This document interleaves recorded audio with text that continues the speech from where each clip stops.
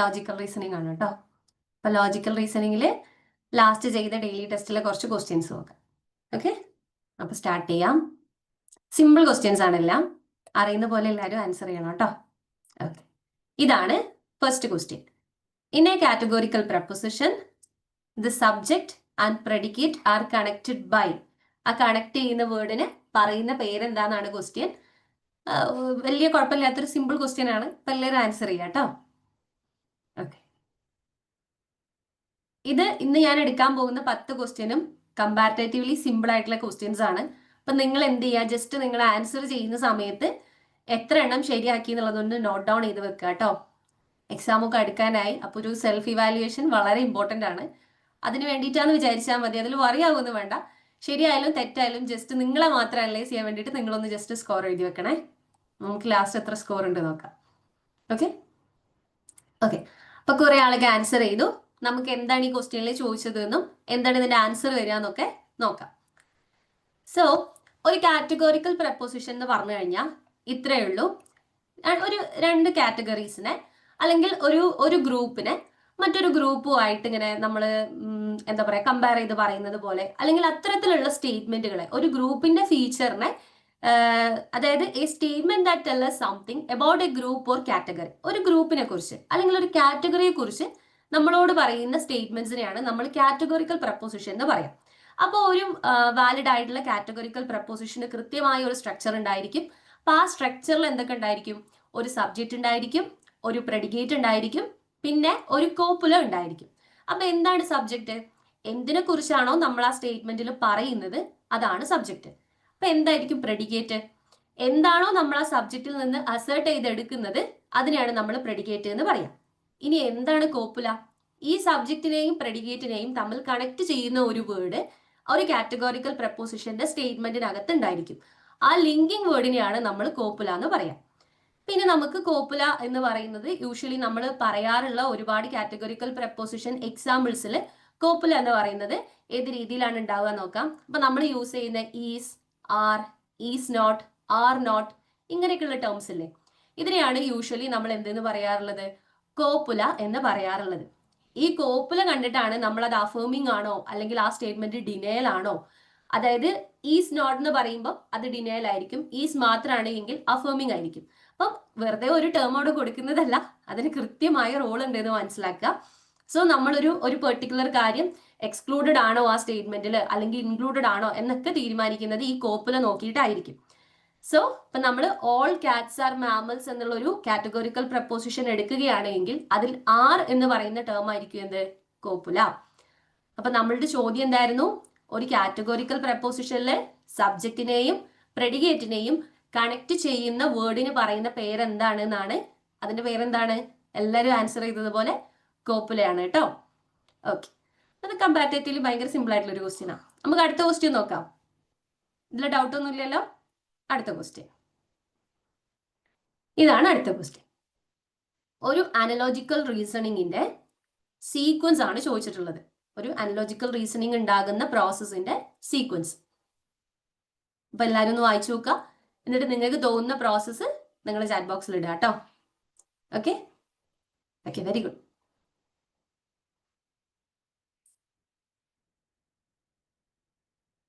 Draw conclusion, evaluate the strength of the analogy, assess relevance of similarity, detect common feature, identify the source and target domain.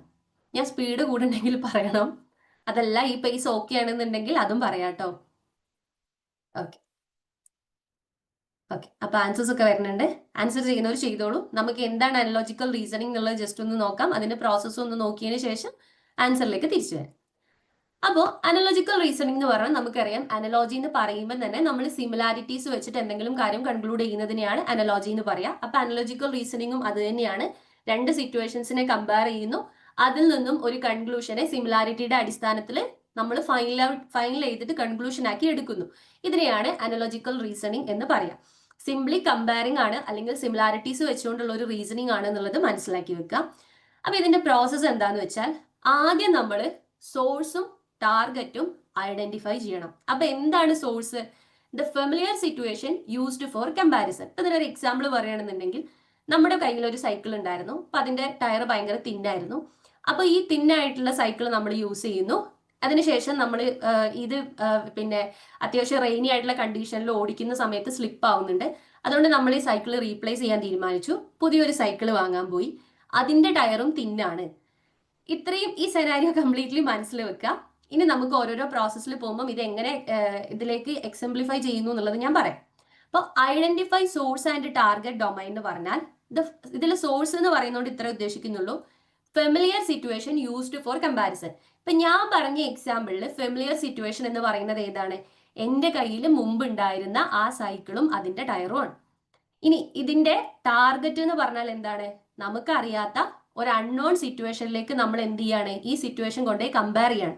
അപ്പൊ എന്റെ target എന്ന് പറയുന്നത് പുതിയതായിട്ട് ഞാൻ വാങ്ങാൻ പോകുന്ന ആ സൈക്കിളിന്റെ ടയർ ആയിരിക്കും.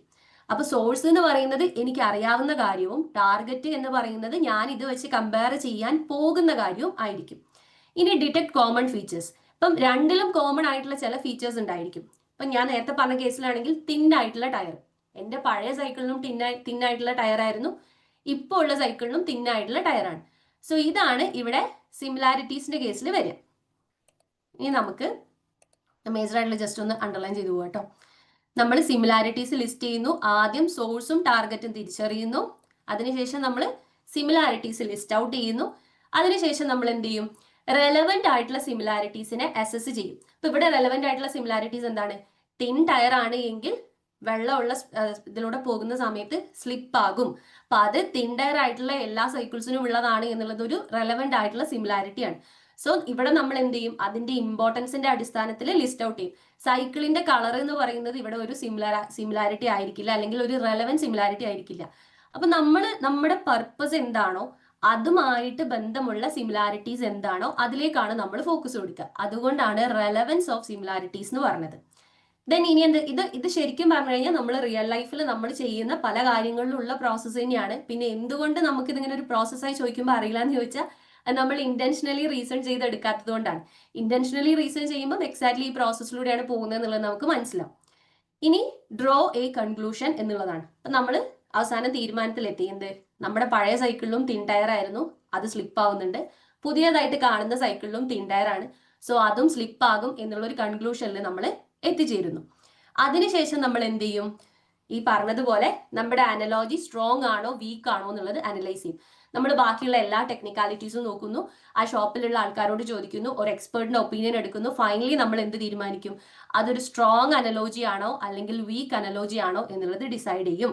തിന്നായിട്ടുള്ള ടയർ ആണ് എങ്കിലും ഇതിന് വേറെ കുറെ ടെക്നിക്കൽ സ്പെഷ്യാലിറ്റീസ് ഉണ്ട് എന്ന് ഷോപ്പിൽ ഓണർ പറയുമ്പോൾ നമുക്ക് മനസ്സിലാവും നമ്മുടെ അനലോജി എന്തായിരുന്നു? വീക്ക് ആയിട്ടുള്ള ഒരു അനലോജി ആയിരുന്നു. മോർ ദാൻ ടയറിന്റെ തിന്നസ് സ്ലിപ്പ് ആവുന്നതിന് വേറെ കുറെ കാരണങ്ങൾ ഉണ്ടെന്ന് മനസ്സിലാവുന്നു. ഇനി സ്ട്രോങ് ആയിട്ടുള്ള അനലോജി ആവുന്നത് എപ്പോഴാണ്? സെയിം കമ്പനിയുടെ സെയിം സൈക്കിൾ തന്നെയാണ്, തിൻ ടയർ തന്നെയാണെങ്കിൽ നമുക്ക് എന്ത് മനസ്സിലാകും? ഇവിടെ ഇനി നമ്മൾ എന്ത് തന്നെ അപ്ലൈ ചെയ്ത് കഴിഞ്ഞാലും അല്ലെങ്കിൽ എന്ത് തന്നെ കാര്യങ്ങൾ ഉണ്ട് എന്ന് പറഞ്ഞാലും ഇതും സ്ലിപ്പ് ആവും എന്നുള്ളൊരു ഫൈനൽ ആയിട്ടുള്ള ഒരു ഇതിലേക്ക് നമ്മൾ എത്തും. സോ അതൊരു സ്ട്രോങ് അനലോജിയിലേക്കാണ് എത്തിച്ചേരുക. സോ ഇതാണ് എൻറ്റയർലി അനലോജിക്കൽ റീസണിങ്ങിന്റെ പ്രോസസ്സ് വരിക. ആദ്യം നമ്മൾ എന്ത് ചെയ്യും? സോഴ്സും ടാർഗറ്റും ഐഡന്റിഫൈ ചെയ്യുന്നു, കോമൺ ഫീച്ചേഴ്സ് ഡിറ്റക്ട് ചെയ്യുന്നു, റെലവെന്റ് ആയിട്ടുള്ള സിമിലാരിറ്റീസ് അസസ് ചെയ്യുന്നു, ഒരു കൺക്ലൂഷൻ അതിൽ നിന്ന് ഡ്രോ ചെയ്യുന്നു. ഫൈനലി നമ്മൾ എന്ത് ചെയ്യുന്നു? അനലോജിയുടെ സ്ട്രെങ്ത് അനലൈസ് ചെയ്യുന്നു. ഇത്രയും കാര്യങ്ങൾ ചെയ്യുമ്പോഴാണ് നമ്മൾ ഒരു അനലോജിക്കൽ റീസണിങ് ചെയ്തെടുത്തിട്ടുണ്ടാവുക. സോ ഇതാണ് അതിന്റെ പ്രോസസ്സ്. എന്തെങ്കിലും ഡൗട്ട് ഉണ്ടെങ്കിൽ ചോദിക്കണം കേട്ടോ. നിങ്ങൾ എല്ലാവരും ചാറ്റ് ബോക്സിൽ പറഞ്ഞതുപോലെ ആൻസർ ഡി തന്നെയാണ്. ഓക്കെ, അടുത്ത ക്വസ്റ്റ്യൻ നോക്കല്ലേ. ഞാൻ നിങ്ങളൊക്കെ നല്ലപോലെ കറക്റ്റ് ആൻസർ ചെയ്യുന്നതുകൊണ്ടാണ് കുറച്ച് സ്പീഡാക്കുന്നത് കേട്ടോ. ആർക്കെങ്കിലും എന്തെങ്കിലും ഡൗട്ട് ഉണ്ടെങ്കിൽ നിങ്ങൾക്ക് ചാറ്റ് ബോക്സിൽ ഇടാം, അല്ലെങ്കിൽ അൺമ്യൂട്ട് ആയിട്ട് ചോദിക്കാം. ഓക്കെ, അടുത്ത ക്വസ്റ്റ്യൻ ഇതാണ്. അടുത്ത ക്വസ്റ്റ്യൻ,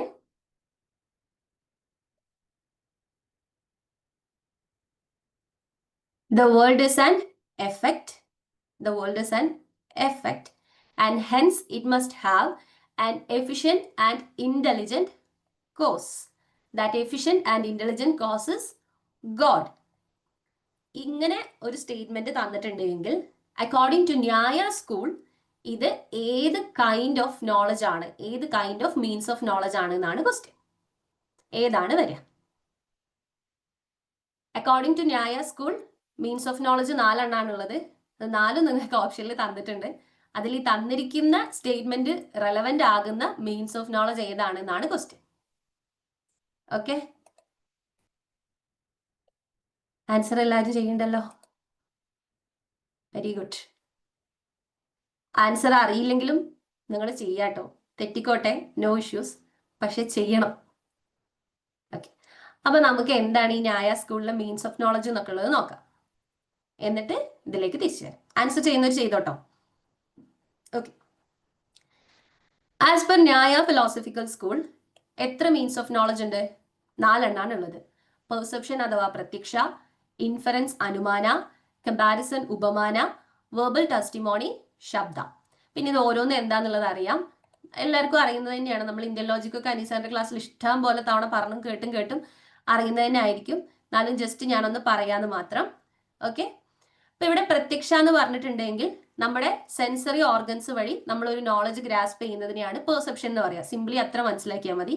പ്രത്യക്ഷ ആ പേരിലുണ്ട്. പ്രത്യക്ഷമായി നമ്മൾ കാണുകയും കേൾക്കുകയും അറിയുകയും ഒക്കെ ചെയ്യുന്ന കാര്യത്തെ ഡയറക്റ്റ് ആയിട്ട് എക്സ്പീരിയൻസ് ചെയ്തിട്ട് നമ്മൾ ഉണ്ടാക്കുന്ന നോളജ്, അതാണ് പ്രത്യക്ഷ അല്ലെങ്കിൽ പെർസെപ്ഷൻ നോളജ് എന്ന് പറയുന്നത്. ഇപ്പൊ നമുക്ക് ഒരു മരം കാണുന്നത്, അല്ലെങ്കിൽ ഒരു സൗണ്ട് കേൾക്കുന്നത്, നമുക്ക് ഫെമിലിയർ ആയിട്ടുള്ള ഒരു സൗണ്ട് കേൾക്കുന്നത്, അല്ലെങ്കിൽ നമ്മൾ എവിടെയെങ്കിലും തൊടുന്ന സമയത്ത്, കുറച്ച് ചൂടായിട്ടുള്ള ഒരു ഹോട്ട് പോട്ട് തൊടുന്ന സമയത്ത് നമുക്ക് ചൂട് അനുഭവപ്പെടുന്നതൊക്കെ പ്രത്യക്ഷ നോളജിൽ വരുന്നതാണ്. ഇനി എന്താണ് ഇൻഫറൻസ്? ഇൻഫറൻസ് എന്ന് പറഞ്ഞു കഴിഞ്ഞാൽ അനുമാനിക്കലാണ്. നമ്മൾ ഒരു പെർട്ടിക്കുലർ കാര്യത്തിൽ നിന്നും മറ്റൊരു കാര്യത്തിനെ അനുമാനിക്കുന്നു. നമുക്ക് ഇന്ത്യൻ ലോജിക്കിൽ ഏറ്റവും വലിയൊരു സൗകര്യം എന്താണെന്ന് വെച്ചാൽ ചില വേർഡ്സ് മലയാളം ആയതുകൊണ്ട് നമുക്ക് കണക്ട് ചെയ്ത് പഠിക്കാൻ കുറച്ചും കൂടി എളുപ്പമായിരിക്കും. സോ ഇൻഫറൻസ് എന്ന് പറഞ്ഞാൽ ഒബ്സർവ്ഡ് ആയിട്ടുള്ള ഒരു കാര്യത്തിൽ നിന്നും അൺഒബ്സർവ്ഡ് ആയിട്ടുള്ള ഒരു കാര്യത്തെക്കുറിച്ച് നമ്മൾ നോളജ് ഗെയിൻ ചെയ്യുന്നു. ഇതാണ് സിംപ്ലി ഇൻഫറൻസ്. അപ്പോൾ നമ്മൾ പുക കാണുന്ന സമയത്ത് അവിടെ തീ ഉണ്ട് എന്ന് ഇൻഫർ ചെയ്യുന്നു. ഇതാണ് വേൾഡ് വൈഡ് ആയിട്ട് ഇന്ത്യൻ ലോജിക്കലി ഇൻഫറൻസിന് യൂസ് ചെയ്യാറുള്ള എക്സാമ്പിൾ. അല്ലെങ്കിൽ ഇപ്പൊ നമുക്ക് സ്റ്റേറ്റ്മെന്റിൽ തന്നിരിക്കുന്നത് പോലെ എന്താണ്, ഈ ലോകം എന്ന് പറയുന്നത് ഒരു എഫക്റ്റ് ആണ്. അപ്പൊ ഇങ്ങനെ ഒരു വേൾഡ് ഉണ്ടാവണമെങ്കിൽ അതിനൊരു കോസ് ഉണ്ടായിരിക്കുമല്ലോ, ആ കോസ് ഗോഡ് ആണ് എന്ന് വിശ്വസിക്കുന്ന തരത്തിൽ. അപ്പൊ നമ്മൾ ഈ ബൈ എഫക്റ്റിൽ കാണുന്ന ഈ ലോകം വെച്ചിട്ട് ഗോഡ് എന്ന് പറഞ്ഞിട്ടുള്ള ഒരു ശക്തി ഉണ്ട് എന്ന്, അല്ലെങ്കിൽ അതിന്റെ എക്സിസ്റ്റൻസ് എന്ത് ചെയ്യാണ്, ഉണ്ട് എന്ന് അനുമാനിക്കുകയാണ്. ദെൻ അടുത്തത് വരുന്നത് കമ്പാരിസൺ അനലോജി. നേരത്തെ നമ്മൾ ഡീറ്റെയിൽഡ് ആയിട്ട് പറഞ്ഞത് തന്നെയാണ്. അറിയാവുന്ന ഒരു കാര്യത്തിന് അറിയാത്തൊരു കാര്യത്തിലേക്ക് ഇംപ്ലൈ ചെയ്തിട്ട് നമ്മൾ റീസൺ ചെയ്തെടുക്കുന്ന തരത്തിലുള്ള നോളജാണ് അനലോജി, അല്ലെങ്കിൽ ഉപമിച്ചുകൊണ്ട് നമ്മൾ എത്തുക എന്ന് പറയില്ലേ, അത് തന്നെ. ഇനി വെർബൽ ടെസ്റ്റിമോണി അല്ലെങ്കിൽ ശബ്ദ എന്ന് പറഞ്ഞാൽ നമുക്ക് ട്രസ്റ്റ് വർത്തി ആയിട്ടുള്ള ആളുകളുടെ വേർഡ്സ് സ്വീകരിക്കാം, അല്ലെങ്കിൽ നമ്മളിപ്പോൾ ചെയ്യുന്നത് പോലെ ബുക്സ് റെഫർ ചെയ്യാം, അല്ലെങ്കിൽ നമ്മൾ ഇപ്പം നിങ്ങൾ ഈ PPT-യിൽ കാണുന്നത് വെർബൽ ടെസ്റ്റിമോണിയാണ്. ഞാൻ പറയുന്നത് കേൾക്കുന്നത് വെർബലാണ്. അത് ഒരേ സമയം വെർബലും പെർസെപ്ഷനുമാണ്. അപ്പം ഇൻ ബിറ്റ്വീൻ നമ്മൾ ടെക്സ്റ്റ് വഴി അല്ലെങ്കിൽ ട്രസ്റ്റ് വർത്തി ആയിട്ടുള്ള ആളുകളുടെ വേർഡ്സ് വഴി എക്സ്പേർട്സ് വഴിയൊക്കെ ഒരു നോളജ് ഗെയിൻ ചെയ്തെടുക്കുന്നതിനെയാണ് എന്തെന്ന് പറയാം, വെർബൽ ടെസ്റ്റിമോണി അല്ലെങ്കിൽ ശബ്ദ എന്ന് പറയാം. സോ ബേസിക്കലി ഇത് 4 ന്യായ ഫിലോസഫിക്കൽ സ്കൂൾ അംഗീകരിച്ചിട്ടുള്ള മീൻസ് ഓഫ് നോളജ്. ഇത് 4 എണ്ണത്തിൽ നമുക്ക് തന്നിട്ടുണ്ടായിരുന്നത് ഈ കാണുന്ന എക്സാമ്പിൾ ആണ്. The world is an effect inferring a cause that is God എന്നുള്ളത്. സോ അത് ഏതിലാണ് വരിക? നിങ്ങളൊക്കെ ആൻസർ ചെയ്തതുപോലെ ഇൻഫറൻസിലാണ് വരിക കേട്ടോ. ഓക്കെ, അപ്പൊ നമുക്കിനി അടുത്ത ക്വസ്റ്റ്യൻ നോക്കാം. ഇത് ഓക്കെ അല്ലേ? ഇതിന്റെ ആൻസർ എല്ലാവരും ആൻസർ ചെയ്തതുപോലെ തന്നെ ഇൻഫറൻസ് ആണ് വരിക. അപ്പോ നമുക്കിനി അടുത്ത ക്വസ്റ്റ്യൻ നോക്കാം. Okay, this is the 4th question. കുറച്ച് സിമ്പിൾ ആയതുകൊണ്ടാണ് ഞാൻ സ്പീഡിൽ പോണത്. നിങ്ങൾക്ക് എന്തെങ്കിലും ഡൗട്ട് ഉണ്ടെങ്കിൽ ഇതിന്റെ ഇടയിൽ ചോദിക്കാട്ടോ. സ്പീഡ് കൂടുതലാണെങ്കിൽ അത് പറയാം. ഓക്കെ, ഡിഡക്റ്റീവ് റീസണിങ്ങിനുള്ള എക്സാമ്പിൾ ഏതാണ് എന്നാണ് ക്വസ്റ്റ്യൻ. ഡിഡക്റ്റീവ് റീസണിങ് എന്ന് പറയുന്നത് എന്താണ്, അല്ലെങ്കിൽ അതിനൊരു കൃത്യമായ ഫോർമാറ്റ് ഉണ്ട്. ആ ഫോർമാറ്റിൽ തന്നിരിക്കുന്നതിൽ ഏത് സ്റ്റേറ്റ്മെന്റ് ആണുള്ളതെന്ന് കണ്ടുപിടിച്ചാൽ മതി. ക്വസ്റ്റ്യൻ നല്ല ഡയറക്റ്റ് ക്വസ്റ്റ്യൻ ആണ്. നമുക്ക് കറക്റ്റ് ഡിഡക്റ്റീവ് റീസണിങ് എന്താണെന്ന് അറിയണമെന്ന് മാത്രം. Okay, very good.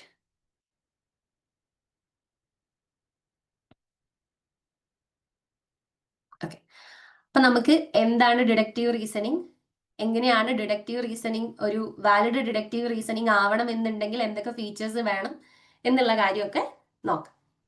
Okay okay അപ്പോ ഒരു ഡിഡക്റ്റീവ് റീസണിങ് എന്ന് പറയുമ്പോൾ നമുക്കറിയാം, അതിന് നമ്മൾ എപ്പോഴും പറയുന്ന ഒരു കാര്യമാണ് ഡിഡക്റ്റീവ് എന്ന് പറയുമ്പോൾ general rule to specific conclusion ആയിരിക്കും. അതെ, very good. General to specific ആയിരിക്കും എപ്പോഴും ഡിഡക്റ്റീവ്. അപ്പൊ ഇൻഡക്റ്റീവ് എന്തായിരിക്കും? ഇതിന്റെ നേരെ ഓപ്പോസിറ്റ് ആണ് ഇൻഡക്റ്റീവ്. എന്താണ് ഇൻഡക്റ്റീവ്? ഓക്കെ, ഡിഡക്റ്റീവ് എന്ന് പറഞ്ഞിട്ടുണ്ടെങ്കിൽ ജനറൽ ടു സ്പെസിഫിക് ആണ്. അപ്പൊ ഇൻഡക്റ്റീവ് എന്തായിരിക്കും? സ്പെസിഫിക് സ്പെസിഫിക് എന്ന് എന്തിലേക്കായിരിക്കും പോവാ? അതെ, വെരി ഗുഡ്. സ്പെസിഫിക് ടു ജനറലിലേക്കാണ് പോവാ. ക്വസ്റ്റ്യൻ റീഡ് ചെയ്ത് കഴിഞ്ഞില്ല? ഓക്കെ, ഞാൻ ഒന്നും കൂടെ കാണിക്കാം ക്വസ്റ്റ്യൻ. ഇതാണ് ക്വസ്റ്റ്യൻ. നമുക്ക് ജസ്റ്റ് ഡിഡക്റ്റീവ് റീസണിങ്ങിനെ കുറിച്ച് പറയാം. അപ്പൊ ഡിഡക്റ്റീവ് റീസണിംഗ് എന്ന് പറഞ്ഞിട്ടുണ്ടെങ്കിൽ ഇപ്പൊ എന്താ നമ്മൾ പറഞ്ഞത്? ഒരു ജനറൽ ആയിട്ടുള്ള കാര്യത്തിൽ നിന്നും സ്പെസിഫിക് ആയിട്ടുള്ള കാര്യത്തിലേക്ക്. ഇൻഡക്റ്റീവ് എന്ന് പറയുമ്പോൾ സ്പെസിഫിക് ആയിട്ടുള്ളതിൽ നിന്നും എന്തോ പറയണ്ടോ? ഹലോ, ഇല്ല അല്ലേ? ഓക്കെ, സ്പെസിഫിക് ആയിട്ടുള്ള കാര്യത്തിൽ നിന്നും ജനറൽ ആയിട്ടുള്ള കാര്യത്തിലേക്കായിരിക്കും വരിക. ക്വസ്റ്റ്യൻ വായിക്കാത്ത ആൾ വായിച്ചു കഴിഞ്ഞോ? ഞാൻ മാറ്റിക്കോട്ടെ. ഞാൻ എല്ലാവരും ആൻസർ ചെയ്യുന്നുണ്ട്, അപ്പൊ വായിച്ചു കഴിഞ്ഞു എന്നുള്ളൊരു അസംഷനിൽ മാറ്റിയതാണ് കേട്ടോ. ഓക്കെ, പിന്നെ നമുക്ക് ഡിഡക്റ്റീവ് റീസണിങ്ങിന്റെ കുറച്ച് മേജർ ആയിട്ടുള്ള കാര്യങ്ങൾ പറയാം. ഇവിടെ പ്രിമൈസ് ട്രൂ ആണ് എങ്കിൽ കൺക്ലൂഷൻ എന്തായാലും ട്രൂ ആയിരിക്കും. ഇതിന് വ്യത്യസ്ത വേറെ കുറെ കാര്യങ്ങളുണ്ട്. മേജർലി നമ്മൾ നോക്കേണ്ടത് ഇതാണ്. പ്രിമൈസ് ട്രൂ ആണ് എങ്കിൽ അതിന്റെ കൺക്ലൂഷനും ട്രൂ ആയിരിക്കും ഡിഡക്റ്റീവ് റീസണിങ്ങിന്റെ കേസിൽ.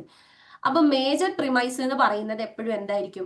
ഒരു ജനറൽ റൂൾ ആയിരിക്കും. ഡിഡക്റ്റീവ് റീസണിങ്ങിനെ സംബന്ധിച്ച് അതിന്റെ സ്ട്രക്ചറിൽ 3 സ്റ്റേറ്റ്മെന്റ്സ് ആണ് ഉണ്ടാവുക. മേജർ പ്രിമൈസ്, മൈനർ പ്രിമൈസ്, അതേപോലെ കൺക്ലൂഷൻ.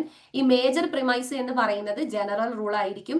മൈനർ പ്രിമൈസ് എന്ന് പറയുന്നത് ഒരു സ്പെസിഫിക് കേസ് ആയിരിക്കും. കൺക്ലൂഷൻ എന്ന് പറയുന്നത് ഇത് രണ്ടും ട്രൂ ആണ് എങ്കിൽ ലോജിക്കലി ഫോളോ ചെയ്യാൻ ചാൻസ് ഉള്ള മൂന്നാമതൊരു സ്റ്റേറ്റ്മെന്റിനെയാണ് നമ്മൾ എന്തെന്ന് പറയാ?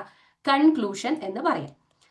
സോ ഇപ്പൊ എക്സാമ്പിൾ പറയുകയാണെന്നുണ്ടെങ്കിൽ, ഇപ്പൊ നമുക്ക് തന്ന ക്വസ്റ്റ്യനിലെ എക്സാമ്പിൾ വെച്ചിട്ട് തന്നെ പറയുകയാണെന്നുണ്ടെങ്കിൽ, if it is raining then the ground is wet, it is raining therefore the ground is wet. ഇതാണ് നമുക്ക് തന്നിട്ടുണ്ടായിരുന്നത്.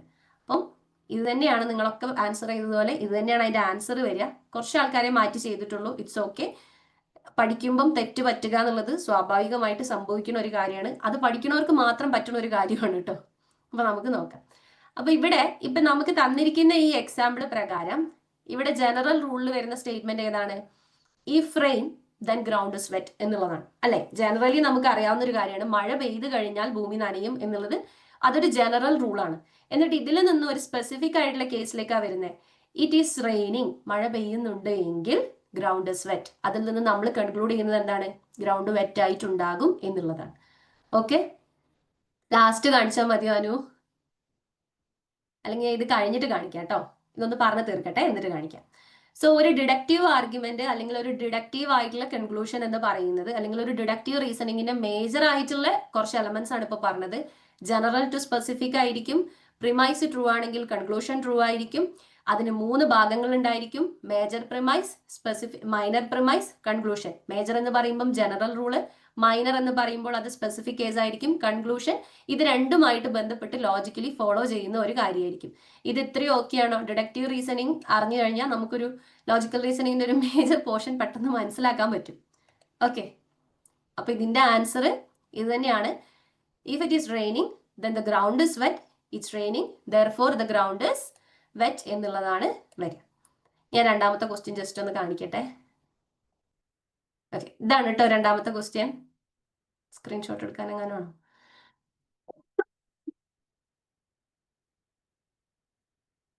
മതിയാവില്ലേ? സ്ക്രീൻഷോട്ട് എടുക്കാനാണെന്നുണ്ടെങ്കിൽ ലാസ്റ്റ് കാണിച്ചാൽ മതിയോ? ഇതാണ് തേർഡ് ക്വസ്റ്റ്യൻ. ഞാൻ നിർത്തും, പെട്ടെന്ന് നിർത്തും. എനിക്ക് വെറുതെ ബാക്കിയുള്ളവരൊക്കെ ഇപ്പം അസറുണ്ടാക്കും. മാറ്റാണ് കേട്ടോ. ഇനി ഏതെങ്കിലും വിട്ടുപോയിട്ടുണ്ടെങ്കിൽ നമുക്ക് ലാസ്റ്റ് നോക്കാം. അപ്പൊ നാലാമത്തെ ക്വസ്റ്റ്യന്റെ ആൻസർ ഡിഡക്റ്റീവ് റീസണിങ്ങിൽ ഏതാണ് വരിക? സി ഓപ്ഷൻ ആണ് വരിക കേട്ടോ. അടുത്ത ക്വസ്റ്റ്യൻ. ഇതറിയാത്ത ആൾക്കാർ ഇതിനകത്ത് ഉണ്ടാവില്ല എന്ന് തോന്നുന്നു. ഇനി അറിയാത്ത ആൾക്കാരുണ്ടെങ്കിലും it's part of the game എന്ന് വിചാരിക്കുക, അത്രേ ഉള്ളൂ. അറിയില്ല എന്ന് പറയുന്നത് ഒരു തെറ്റല്ലല്ലോ. ഓക്കെ, ഇവിടെ യൂണിവേഴ്സൽ അഫിർമേറ്റീവ് ഏതാണ്, യൂണിവേഴ്സൽ നെഗറ്റീവ് ഏതാണ്, പെർട്ടിക്കുലർ അഫിർമേറ്റീവ് ഏതാണ്, പെർട്ടിക്കുലർ നെഗറ്റീവ് ഏതാണ് എന്നാണ് ക്വസ്റ്റ്യൻ.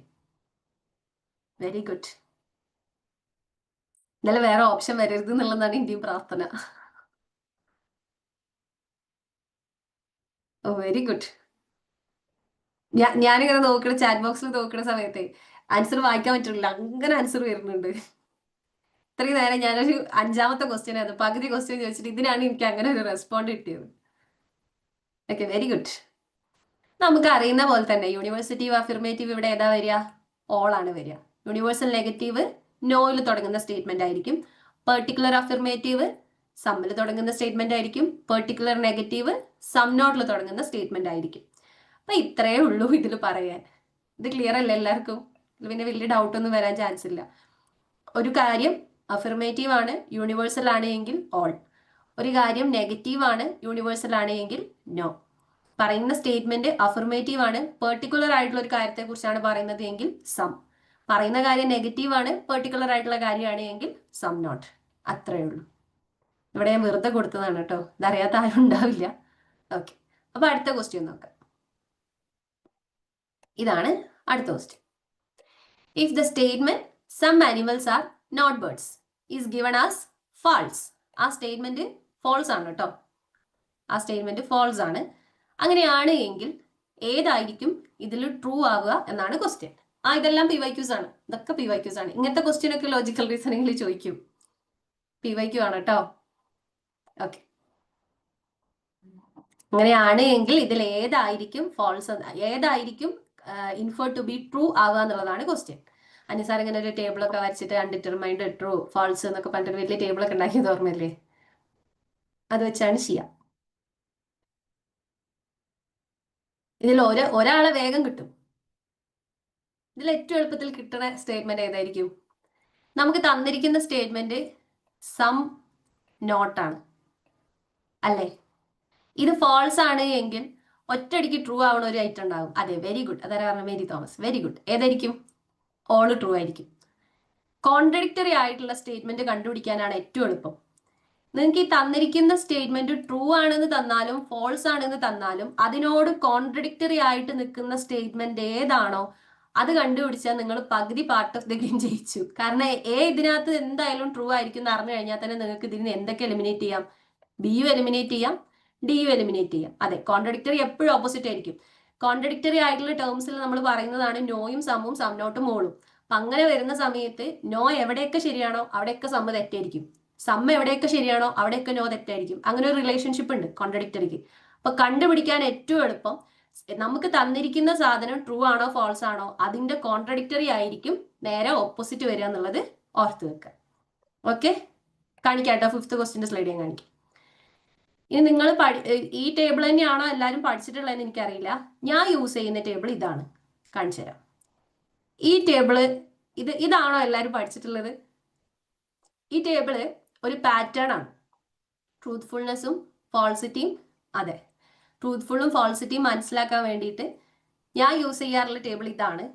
2 ടേബിൾ ഉണ്ട്, പക്ഷെ പാറ്റേൺ വെച്ച് നമുക്കിത് എളുപ്പം മനസ്സിലാക്കാൻ വേണ്ടിയിട്ട് പറ്റും. ഞാൻ ജസ്റ്റ് ഇത് എന്താന്നുള്ളതൊന്ന് പറയാം. എത്ര ആൾക്കാർ ഇത് യൂസ് ചെയ്യണമെന്ന് എനിക്കറിയില്ല. ഇത്രയേ ഉള്ളൂ.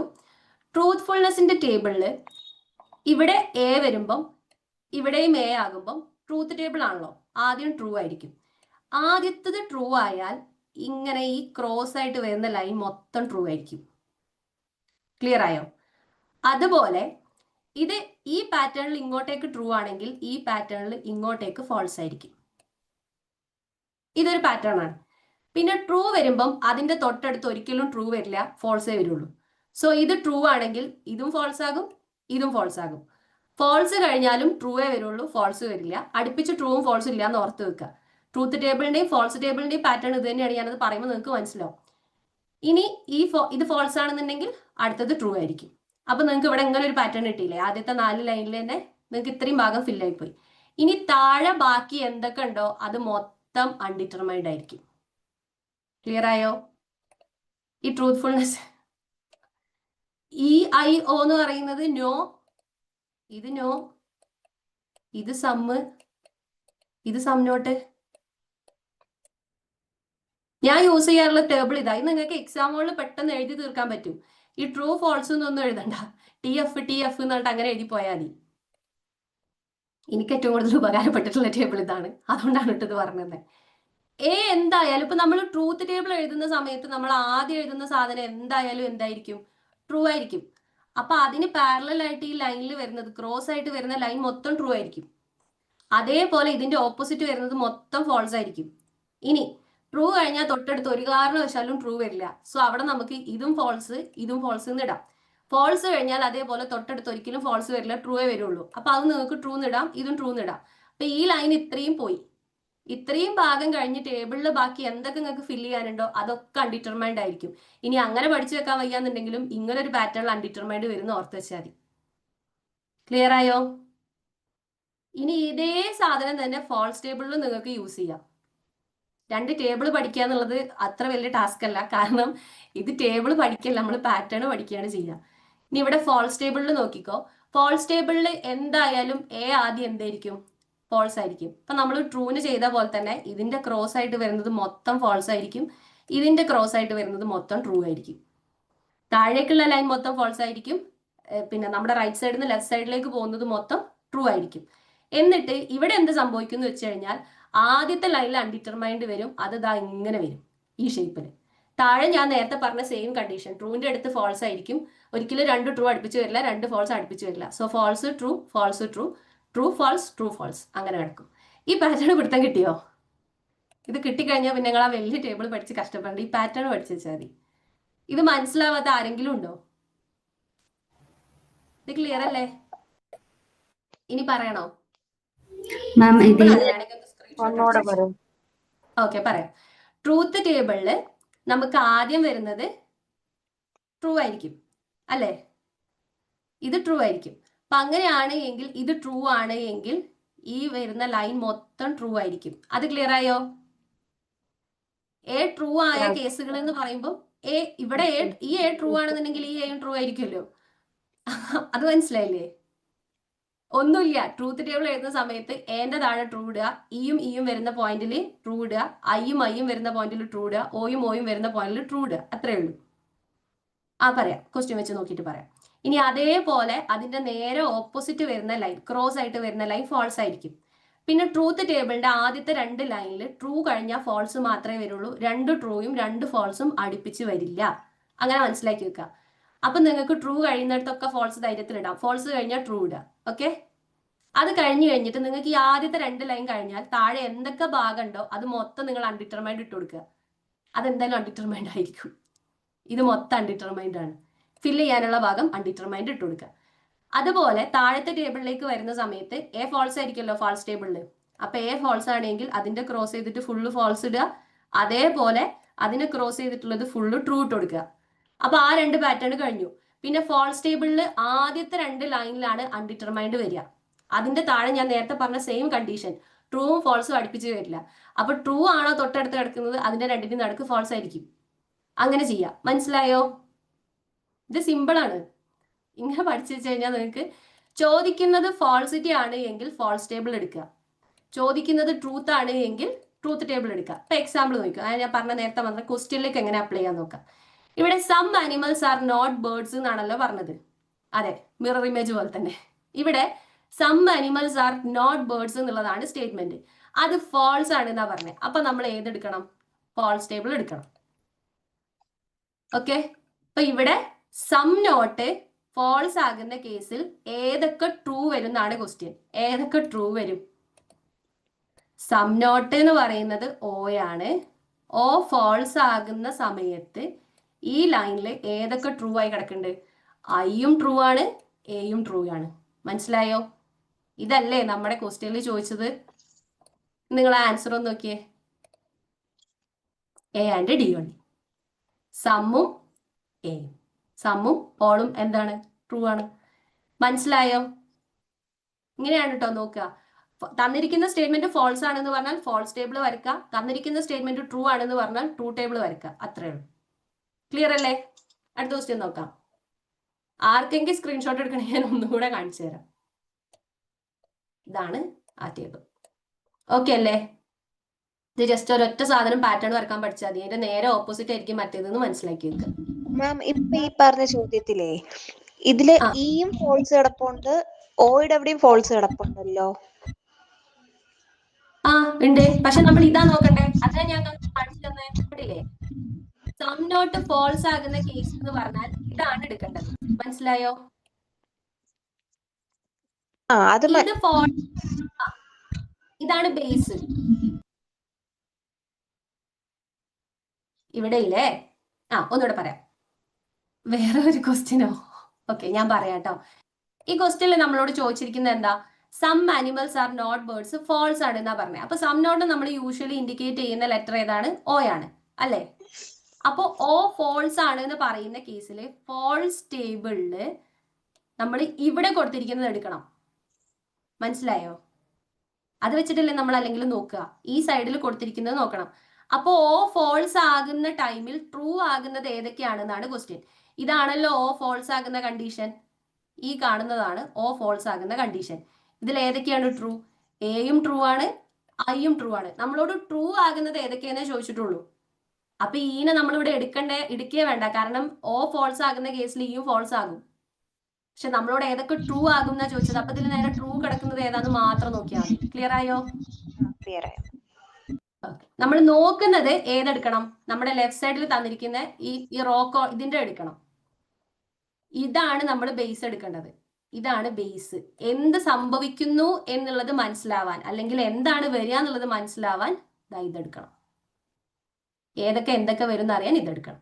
ഓക്കെ അല്ലേ? Okay, question. ഓ മിസ്സേ, ഞാൻ ഇപ്പൊ ജോയിൻ ചെയ്തിട്ട് 2 weeks ആയിട്ടുള്ളൂ. പക്ഷെ ഇപ്പൊ ഇതിൽ എനിക്ക് ഹാഫ് മനസ്സിലായി, ഹാഫ് മനസ്സിലായിട്ടില്ല. എന്നെ പോലെ ജോയിൻ ചെയ്ത ആൾക്കാരിന്റെ കണ്ടീഷൻ ഇതായിരിക്കും എന്നാണ് എനിക്ക് തോന്നുന്നത്. അപ്പൊ എനിക്ക് ഇപ്പൊ എക്സ്പ്ലെയിൻ ചെയ്ത് തരണ്ട, എനിക്ക് ലാസ്റ്റ് ഒന്നുകൂടെ ഒന്ന് എക്സ്പ്ലെയിൻ ചെയ്ത് തരണം.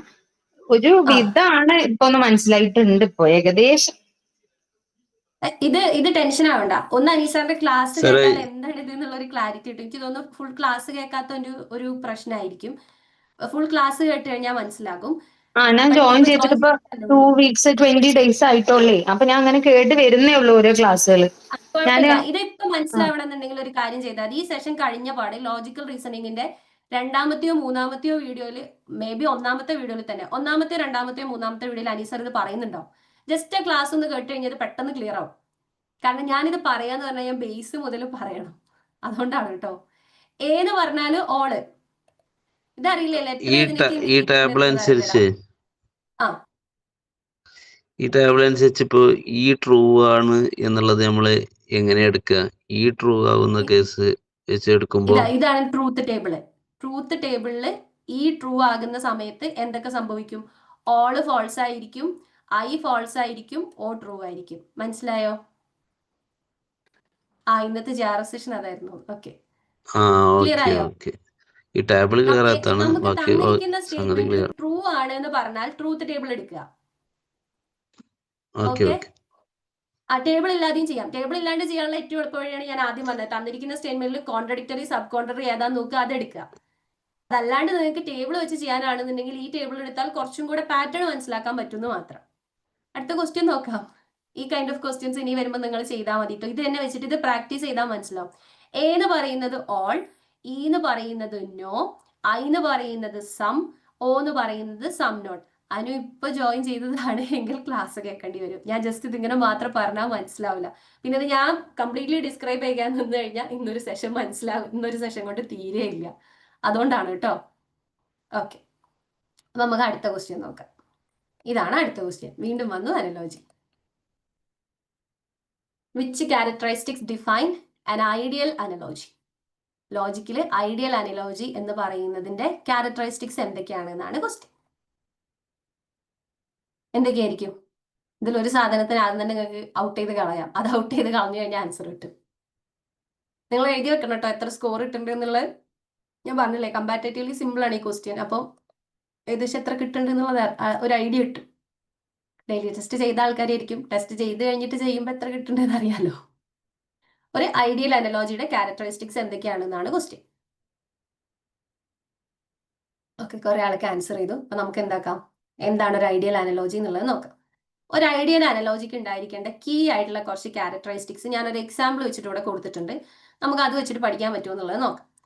അപ്പൊ ആദ്യം തന്നെ ഇതിൽ വരുന്നതാണ്, ഫസ്റ്റ് പറയുന്ന ഒരു ക്യാരക്ടറിസ്റ്റിക്സ് ആണ്. ഇതിന് ഷെയർഡ് ആയിട്ടുള്ള ഒരു ആട്രിബ്യൂട്ട് അല്ലെങ്കിൽ ഒരു റെലവന്റ് സിമിലാരിറ്റി ഒരു ഐഡിയൽ അനലോജിക്ക് ഉണ്ടായിരിക്കും. ഒരു അനലോജി സ്റ്റേറ്റ്മെന്റ് എടുക്കുന്ന സമയത്ത് അത് നമ്മളൊരു റെലവന്റ് ആയിട്ടുള്ള സിമിലാരിറ്റി ഉണ്ടായിരിക്കും. ഇപ്പൊ നമ്മൾ എടുക്കുന്നത് ഒരു മനുഷ്യന്റെ ഇപ്പോഴത്തെ ഏകദേശമൊക്കെ പഠിച്ചെത്തിയ ആൾക്കാരുടെ ഒരു കണ്ടീഷൻ ആയിരിക്കും. ഇപ്പൊ ഒരു പ്രഷർ കുക്കർ പരിവായിട്ടുണ്ടാകും മൈൻഡ്. ഞാൻ അത് വെച്ചിട്ട് ഒരു എക്സാമ്പിൾ എടുത്തതാണ് കേട്ടോ. അപ്പൊ നമ്മുടെ മൈൻഡ് ഒരു പ്രഷർ കുക്കർ പരിവായി എന്ന് പറയുമ്പോൾ അവിടെ എന്താ നമ്മൾ ഉദ്ദേശിക്കുന്നത്? രണ്ടിലും പ്രഷർ ഉണ്ട് എന്നുള്ളതാണ് അല്ലെ. പ്രഷർ കുക്കറിലും പ്രഷർ ഉണ്ട്, നമ്മുടെ മൈൻഡിലും അത്രത്തോളം പ്രഷർ ഉണ്ട് അല്ലെങ്കിൽ സ്ട്രെസ് ഉണ്ട് എന്നുള്ളതാണ് നമ്മൾ അതുകൊണ്ട് ഉദ്ദേശിക്കുന്നത്. സോ ഇവിടെ നമ്മൾ രണ്ടിലും റെലവന്റ് ആയിട്ടുള്ള ഒരു സിമിലാരിറ്റി കണ്ടെത്തുന്നുണ്ട്. രണ്ടിലും പ്രഷേർഡ് ആണ് അല്ലെങ്കിൽ ഒരു സമ്മർദ്ദത്തിലാണ് എന്നുള്ള ഒരു ഷെയർഡ് ആയിട്ടുള്ള ആട്രിബ്യൂട്ട് അല്ലെങ്കിൽ ഒരു റെലവന്റ് ആയിട്ടുള്ള സിമിലാരിറ്റി കാണിക്കാം. അത് വായിച്ചു കഴിഞ്ഞിട്ടുണ്ടായിരുന്നില്ലേ? ഒരു സിമിലാരിറ്റി നമ്മൾ കാണിക്കുന്നുണ്ട് എന്നുള്ളതാണ്. സോ ഒരു ഷെയർഡ് ആയിട്ടുള്ള ആട്രിബ്യൂട്ട് ഉണ്ടായിരിക്കും. അടുത്തത് മതിയോ ജസ്ല? മാറ്റിക്കോട്ടെ, മാറ്റാണ് കേട്ടോ. ഓക്കെ, അപ്പോൾ അടുത്തത് എന്ന് പറയുന്നത്, അല്ലെങ്കിൽ നമ്മൾ പറയുന്ന അടുത്ത ഒരു സിമിലാരിറ്റി അല്ലെങ്കിൽ അടുത്ത ഒരു ക്യാരക്ടറിസ്റ്റിക്സ് എന്ന് പറയുന്നത് ഇതിന് സിമിലർ ആയിട്ടുള്ള ഒരു സ്ട്രക്ചർ ഉണ്ടായിരിക്കണം എന്നുള്ളതാണ്. സിമിലർ ആയിട്ടുള്ള സ്ട്രക്ചർ എങ്ങനെയാണ് നമ്മൾ ഒരു കുക്കറിനും ബ്രെയിനും പറയാം? അപ്പൊ നമ്മൾ ഒരു കുക്കറിനകത്ത് എങ്ങനെ പ്രഷർ ബിൽഡ് ചെയ്യുന്നോ അതുപോലെ നമ്മൾ നമ്മുടെ മനസ്സിനകത്തും എക്സാം പ്രഷർ, വർക്ക് പ്രഷർ ഇതിങ്ങനെ ബിൽഡ് ചെയ്തുകൊണ്ടിരിക്കും. അപ്പൊ അവിടെ രണ്ടിനെയും നമുക്ക് സിമിലർ ആയിട്ട് പറയാൻ പറ്റുന്നുണ്ട്. ദെൻ ഒരു ലിമിറ്റ് കഴിഞ്ഞ് കഴിയുമ്പം കുക്കർ എന്ത് ചെയ്യും? വിസിലടിക്കും, എന്ന് വെച്ചാൽ അതിന്റെ സ്റ്റീം പുറത്ത് കളയും. അതുപോലെ ഒരു ലിമിറ്റ് കഴിഞ്ഞ് കഴിയുമ്പം നമ്മൾ എന്ത് ചെയ്യും? നമ്മുടെ ഉള്ളിലുള്ള ഈ സ്ട്രെസ് ഇങ്ങോട്ട് റിലീസ് ചെയ്യും. അത് ഏതെങ്കിലും രീതിയിൽ ചെയ്യും. അപ്പോൾ അതേപോലെ ഇപ്പൊ കുക്കറിനകത്തുള്ള സ്റ്റീം അത് റിലീസ് ചെയ്തിട്ടില്ലെങ്കിൽ എന്ത് സംഭവിക്കും? ബ്ലാസ്റ്റ് ഉണ്ടാകും, അല്ലെങ്കിൽ അതിനൊരു ഡാമേജ് ഉണ്ടാകും. അതുപോലെ മനുഷ്യനും അയാളുടെ ഉള്ളിനകത്തുള്ള സ്ട്രെസ് പുറത്ത് വിട്ടിട്ടില്ലെങ്കിൽ എന്ത് പറ്റും? ഒരു ഇമോഷണൽ ബ്രേക്ക് ഡൗൺ അല്ലെങ്കിൽ ഒരു ഡിപ്രഷൻ പോലുള്ള ഒരു സിറ്റുവേഷനിലേക്ക് പോകും. അപ്പൊ ഇവിടെ നമുക്ക് സിമിലർ ആയിട്ടുള്ള ഒരു സ്ട്രക്ചർ പറയാൻ പറ്റുന്നുണ്ട്. സോ ഒരു ഐഡിയൽ അനലോജിക്ക് എന്തുണ്ടായിരിക്കും? നമ്മളെ കമ്പയർ ചെയ്യുന്ന രണ്ട് കാര്യവും നമ്മളൊരു സിമിലർ ആയിട്ടുള്ള സ്ട്രക്ചർ ഉണ്ടായിരിക്കും എന്ന് ഓർത്ത് വെക്കുക. അടുത്തത് ക്ലിയർ ആയിട്ടുള്ള റിലേഷൻഷിപ്പ് ആണ്. അതായത് ഇവിടെ എന്താ നമ്മൾ പറയാ? ഇപ്പൊ കുക്കർ ബേസ്റ്റ് ചെയ്യാന്ന് പറഞ്ഞാൽ അതെന്താണ്? അത് ഭയങ്കര ഡേഞ്ചറസ് ആയിട്ടുള്ള ഒരു കാര്യമാണ്. അതുപോലെ തന്നെയാണ് ഭയങ്കര സ്ട്രെസ് ആയിട്ടുള്ള ഒരു മനുഷ്യൻ വലിയ രീതിയിൽ ബഹളം ഉണ്ടാക്കുക, അല്ലെങ്കിൽ അയാൾ ആ ഒരു കംപ്ലീറ്റ് സ്ട്രെസ് ഔട്ട്ബേഴ്സ് ചെയ്യുമ്പോൾ എന്താ സംഭവിക്കുക? അയാളും അയാളുടെ ചുറ്റുപാടുള്ള മനുഷ്യരും മൊത്തം ഇമോഷണലി കൊളാപ്സ്ഡ് ആവും. അപ്പൊ അതും ഈ പറഞ്ഞതുപോലെ ഒരു വലിയ ഡാമേജ് ഉണ്ടാക്കുന്ന പ്രശ്നം. അപ്പം ക്ലിയർ ആയിട്ടുള്ള അവിടെ ഒരു റിലേഷൻഷിപ്പ് ഉണ്ട്. എന്താണോ കുക്കറിന് സംഭവിക്കുന്നത് അതുപോലെ തന്നെ മനുഷ്യന്റെ മനസ്സിന് സംഭവിക്കും എന്നുള്ളതാണ്. നമ്മൾ രണ്ട് കാര്യങ്ങളെ ചേർത്ത് പറയുന്ന സമയത്ത് അവിടെ രണ്ടിനും ഫീച്ചേഴ്സ് ഏകദേശം സെയിം ആയിരിക്കണം, അല്ലെങ്കിൽ ആട്രിബ്യൂട്ട് സെയിം ആയിരിക്കണം. അതുപോലെ സിമിലർ ആയിട്ടുള്ള ഒരു സ്ട്രക്ചർ ഉണ്ടായിരിക്കണം. അവിടെ ക്ലിയർ ആയിട്ടുള്ള ഒരു റിലേഷൻഷിപ്പ് ഉണ്ടായിരിക്കണം. പിന്നെ ആഡിക്വേറ്റ് നമ്പർ ഓഫ് സിമിലാരിറ്റി ഉണ്ടായിരിക്കണം. വെറുതെ എന്തെങ്കിലും ഒന്നോ രണ്ടോ എക്സാമ്പിളിന്റെ അടിസ്ഥാനത്തിൽ നമ്മൾ അനലോജി ചെയ്യരുത്, അല്ലെങ്കിൽ അങ്ങനെയുള്ള സ്റ്റേറ്റ്മെന്റുകൾ ഒരു ഐഡിയൽ അനലോജിന്റെ ക്യാരക്ടറിസ്റ്റിക്സിൽ വരില്ല. എപ്പോഴും നമുക്ക് കുറേ കാര്യങ്ങളിൽ കണക്ട് ചെയ്യാൻ പറ്റണം. ഇപ്പൊ കുക്കറിന്റെ കേസ് ഞാൻ പറഞ്ഞില്ലേ, രണ്ടും മനുഷ്യന്റെ മനസ്സും കുക്കറും ഒരുപോലെ പ്രഷർ ഹോൾഡ് ചെയ്യുന്നു. ഒരു ലിമിറ്റ് കഴിഞ്ഞ് അത് പൊട്ടിത്തെറിക്കുമ്പോൾ വലിയ ഡാമേജ് ഉണ്ടാവുന്നു. ഇവിടെ നമുക്ക് കണക്ട് ചെയ്ത് പറയാൻ ഒരുപാട് കാര്യങ്ങളുണ്ട്. So relevant number of similarities ഉണ്ടായിരിക്കണം. അതുപോലെ പർപ്പസ് ഫിറ്റ് ആയിരിക്കണം. നമ്മൾ എന്താണോ പറയാൻ ഉദ്ദേശിക്കുന്ന ആ ഐഡിയ ആ പർപ്പസിന് ഫിറ്റ് ആവുന്ന രീതിയിലുള്ള ഒരു അനലോജി ആയിരിക്കണം. എന്താണ് നമ്മൾ സ്ട്രെസ് റിലീസ് ചെയ്യണം എന്ന് പറയാനുള്ള കാരണം? അപ്പൊ നമുക്ക് ഇങ്ങനെ പറയാം, നിങ്ങളൊരു ലിമിറ്റിൽ കൂടുതൽ സ്ട്രെസ് എടുത്തു കഴിഞ്ഞാൽ നിങ്ങളൊരു പ്രഷർ കുക്കർ പോലെയാകും. നിങ്ങൾക്ക് അത് ബാലൻസ് ചെയ്യാൻ പറ്റിയില്ലെങ്കിൽ ഒരു കുക്കർ പൊട്ടിത്തെറിക്കും പോലെ നിങ്ങളും പൊട്ടിത്തെറിക്കും. അപ്പൊ നമുക്ക് അവിടെ കൃത്യമായിട്ട് നമ്മൾ പറയാൻ പോകുന്ന കാര്യം എന്താണെന്നുള്ളത് അറിയാം. അപ്പൊ നമുക്ക് അങ്ങനെ കണക്ട് ചെയ്യാൻ പറ്റുന്ന രീതിയിലുള്ളതായിരിക്കണം. സോ ബേസിക്കലി ഒരു ഐഡിയൽ അനലോജിക്ക് ഉണ്ടായിരിക്കേണ്ട ചില കോമൺ ആയിട്ടുള്ള ഫീച്ചേഴ്സ് ആണ് ഇപ്പൊ പറയുന്നത്. ഏതൊക്കെയാണ്? അവിടെ ഷെയർഡ് ആയിട്ടുള്ള ഒരു ആട്രിബ്യൂട്ട് ഉണ്ടായിരിക്കണം, സിമിലർ സ്ട്രക്ചർ ആയിരിക്കണം, ക്ലിയർ ആയിട്ടുള്ള റിലേഷൻഷിപ്പ് ഉണ്ടായിരിക്കണം, ആഡിക്വേറ്റ് നമ്പർ ഓഫ് സിമിലാരിറ്റി ഉണ്ടായിരിക്കണം, പർപ്പസ് ഫിറ്റ് ആയിരിക്കണം. ഇതിൽ കൂടുതലുണ്ട്. മോസ്റ്റ് ഇമ്പോർട്ടൻ്റ്ലി മിനിമം ഇത്രയെങ്കിലും ഉണ്ടായിരിക്കണം എന്നുള്ളതാണ്. ഇനി നമുക്ക് ആ ക്വസ്റ്റ്യൻ ഒന്നും കൂടെ നോക്കാം. ഇവിടെ നമ്മൾ പറഞ്ഞത് പ്രകാരം എന്തൊക്കെ വരും? നമ്മൾ പറഞ്ഞു ഷെയർഡ് ആയിട്ടുള്ള ആട്രിബ്യൂട്ട് ഉണ്ട്, സിമിലർ ആയിട്ടുള്ള സ്ട്രക്ചർ ഉണ്ട്, ക്ലിയർ റിലേഷൻഷിപ്പ് ഉണ്ട്. എന്തില്ല? ഡിസിമിലർ സബ്ജക്റ്റ് എന്ന് പറഞ്ഞാൽ തന്നെ അത് എന്തല്ല? അനലോജി അല്ല. ഇതാണ് ഞാൻ ആദ്യം പറഞ്ഞത്. നിങ്ങൾക്ക് ഇതിനകത്ത് ഓരോ ഓപ്ഷൻ സുഖമായിട്ട് ഒഴിവാക്കാം. അത് ഒഴിവാക്കിയാൽ നിങ്ങൾക്ക് ആൻസർ കിട്ടുമെന്ന്. സോ ABD ആൻസർ D ആണ് വരും. ഇത് ഓക്കെ അല്ലേ? സ്ലൈഡ് ഒന്നുകൂടെ കാണിക്കേ, ഒറ്റ മിനിറ്റ് കേട്ടോ.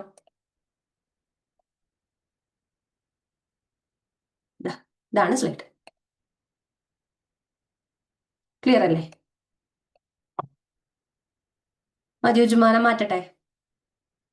മാറ്റിക്കോട്ടെ. അടുത്ത ക്വസ്റ്റ്യൻ ഇതാണ്. അടുത്ത ക്വസ്റ്റ്യൻ ഇത് ഇൻക്രീസിങ് എക്സ്റ്റൻഷൻ. ഇതും ഈ പറയണ പോലെ നിങ്ങൾക്ക് ഒരു സാധനം പഠിച്ചു കഴിഞ്ഞാൽ ഈ ഒരു കൈൻഡ് ഓഫ് 4 ക്വസ്റ്റ്യൻ ചെയ്യാൻ പറ്റും കേട്ടോ. ഇൻക്രീസിങ് എക്സ്റ്റൻഷൻ നമ്മൾ യൂഷ്വലി കാണാറുള്ള increasing extension, decreasing extension, increasing intension, decreasing intension, increasing denotation, decreasing denotation, increasing connotation, decreasing connotation. ഇത്രയും കാറ്റഗറിയിലാണ് ക്വസ്റ്റ്യൻ കാണാറുള്ളത്. പക്ഷെ ഒരു സാധനം പഠിച്ചതൊക്കെ ചെയ്യാൻ പറ്റും. എങ്ങനെയാന്നുള്ളത് പറയാം. ഓക്കെ, എക്സ്റ്റൻഷൻ വരുന്ന സമയത്ത് പിന്നെ വലിയ പ്രശ്നം ഉണ്ടാവില്ല. ഇൻക്രീസിങ് എക്സ്റ്റൻഷനും ഡിക്രീസിങ് വരുമ്പോൾ വലിയ കുഴപ്പമില്ലാണ്ട് ചെയ്യാൻ പറ്റും. ഓക്കെ, കുറെ ആളൊക്കെ ആൻസർ ചെയ്തിട്ടുണ്ട്. Very good.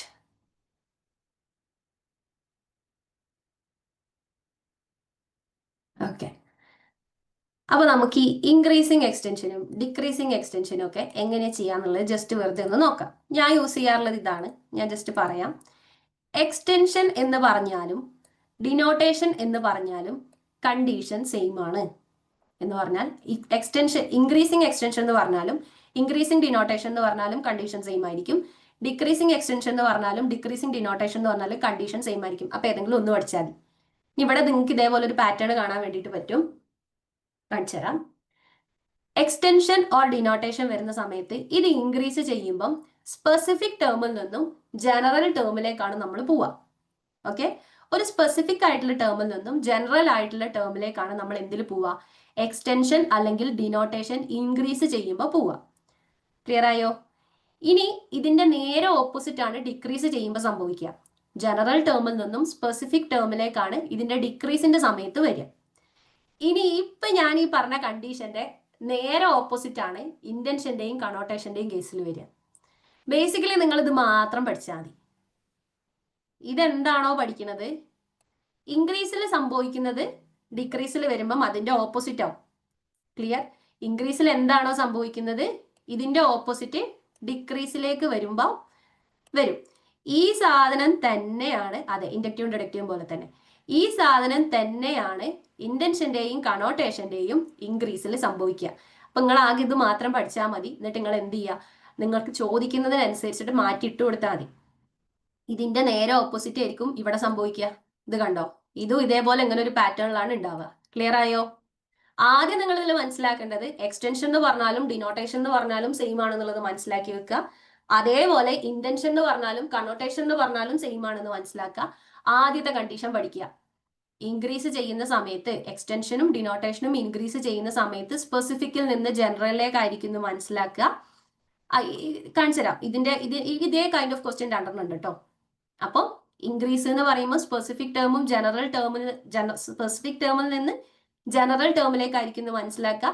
അപ്പോൾ ഇതിന്റെ നേരെ ഓപ്പോസിറ്റ് ആണ് ഡിക്രീസിൽ സംഭവിക്കുക. ഡിക്രീസിൽ എന്ത് സംഭവിക്കുന്നോ അതാണ് ഇന്റൻഷനിലും കണോട്ടേഷനിലും സംഭവിക്കുക. അതിന്റെ ഓപ്പോസിറ്റ് അതിന്റെ ഡിക്രീസിൽ സംഭവിക്കും. ബേസിക്കലി ഇത് മാത്രം പഠിക്കുക. വെറുതെ കൺഫ്യൂഷൻ ആവരുത്. ഇത് പഠിക്കുക.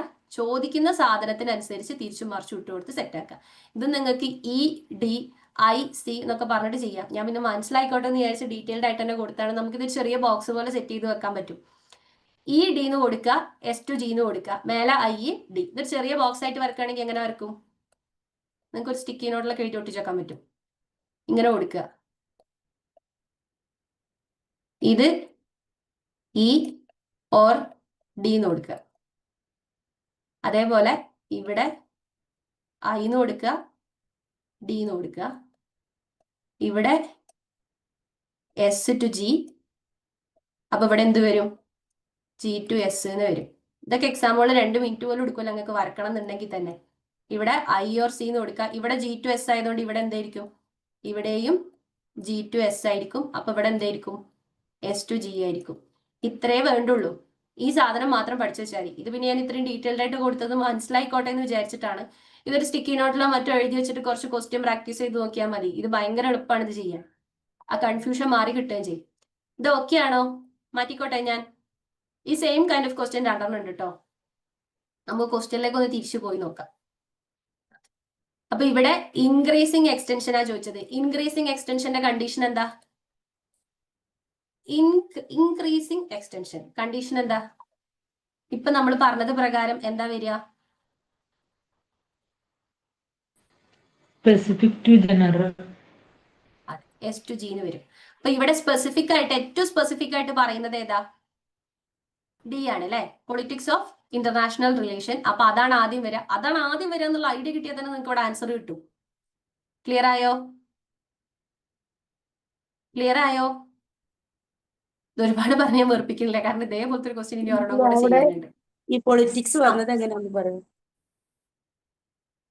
ഇതിലിപ്പോ ഞാൻ ഏറ്റവും സ്പെസിഫിക് ആയതിൽ നിന്നും ജനറൽ ആയിട്ടുള്ളതിലേക്കല്ലേ നമ്മൾ പോകേണ്ടത്. അപ്പൊ ഈ കൂട്ടത്തിൽ ഏറ്റവും സ്പെസിഫിക് ആയിട്ട് പറയുന്നത് ഏതാ? പൊളിറ്റിക്സ് ഓഫ് ഇന്റർനാഷണൽ റിലേഷൻ എന്ന് പറയുമ്പോൾ ബ്രോഡ് ആയിട്ടുള്ള പൊളിറ്റിക്കൽ സയൻസ് കോൺസെപ്റ്റില് ഒരു സബ്ജക്റ്റ് ആണ് ഇന്റർനാഷണൽ റിലേഷൻ. മനസ്സിലായോ?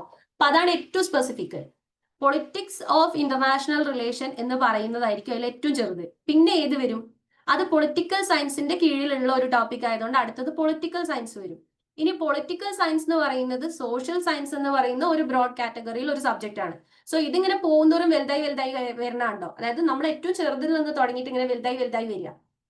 അപ്പോ എന്ത് വന്നു, ഇപ്പൊ ഇത് മനസ്സിലാകാൻ ഞാൻ കുറച്ചുകൂടെ സിമ്പിൾ ആയിട്ടുള്ള ഒരു എക്സാമ്പിൾ പറയാം, അതായിരിക്കും കുറച്ചും കൂടെ നല്ലത്. ഈ എക്സാമ്പിളിനേക്കാളും കുറച്ചുകൂടെ നിങ്ങൾക്ക് കണക്ട് ആവുക. അപ്പൊ നിങ്ങളുടെ സ്ഥലം ഏതാന്ന് ചോദിക്കുമ്പോൾ പറയാണ്, ഇപ്പൊ ഞാൻ വയനാടാണ് കേട്ടോ, അതുകൊണ്ട് പറയാം ഏതാണ് സ്ഥലം. അപ്പൊ ഞാൻ പറയും ബത്തേരി. ബത്തേരി എവിടെയാണ്? വയനാട്. വയനാട് എന്ന് പറയുന്ന സ്ഥലം എവിടെയാണ്? കേരളം. കേരളം എന്ന് പറയുന്നത് എവിടെയാണ്? ഇന്ത്യ. ഇന്ത്യ എന്ന് പറയുന്നത് ഏത് ഭൂഖണ്ഡത്തിലാണ്? ഏഷ്യ. ഇത് കണ്ടോ, ഏറ്റവും സ്പെസിഫിക് ആയിട്ടുള്ള ഒരു സാധനത്ത് നിന്ന് ഇതിങ്ങനെ വലുതായി വലുതായി പോവല്ലേ, അതാണ് ഇൻക്രീസിങ് എക്സ്റ്റൻഷൻ അല്ലെങ്കിൽ സ്പെസിഫിക് ടു ജനറൽ എന്ന് പറയാം. ഇപ്പൊ ക്ലിയർ ആയോ?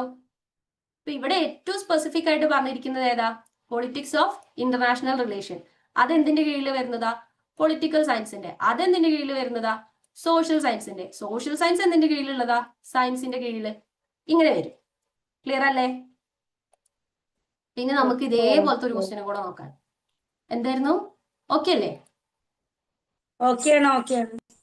ഓക്കെ, അടുത്ത ക്വസ്റ്റ്യൻ നോക്കാം. അപ്പൊ ഇതിന്റെ ആൻസർ ഡി ആണ്. ഇനി സെയിം കൈൻഡ് ഓഫ് ക്വസ്റ്റ്യൻ ഒരെണ്ണം കൂടെ ഉണ്ട്, ഇതോടെ നോക്കാം. ഞാൻ അടുപ്പിച്ചിട്ട് തന്നെയാണ്. നമ്മൾ നേരത്തെ ചെയ്തതിന്റെ നേരെ ഓപ്പോസിറ്റ്, ഡിക്രീസിങ് എക്സ്റ്റൻഷൻ. ഇവിടെ എന്ത് വരും ആൻസർ?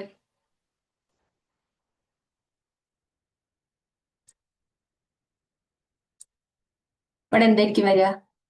ആ പറഞ്ഞ കണ്ടീഷൻ, അതെ, വെരി ഗുഡ്. ആ പറഞ്ഞ കണ്ടീഷൻ നേരെ തിരിച്ചിട്ടാൽ മതി.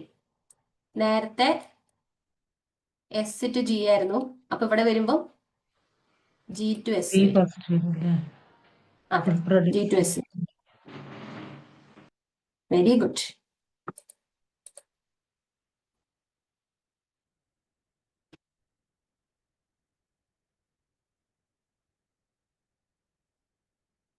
ഇവിടെ ഞാൻ പിന്നെ പ്രത്യേകിച്ച് ഡിസ്ക്രിപ്ഷൻ കൊടുത്തിട്ടില്ല, നേരത്തെ കൊടുത്തോണ്ട്. അപ്പൊ ഇത് കഴിഞ്ഞിട്ട് ഞാൻ കാണിക്കുന്ന സ്ലൈഡ് നേരെ ആൻസർ ആയിരിക്കും.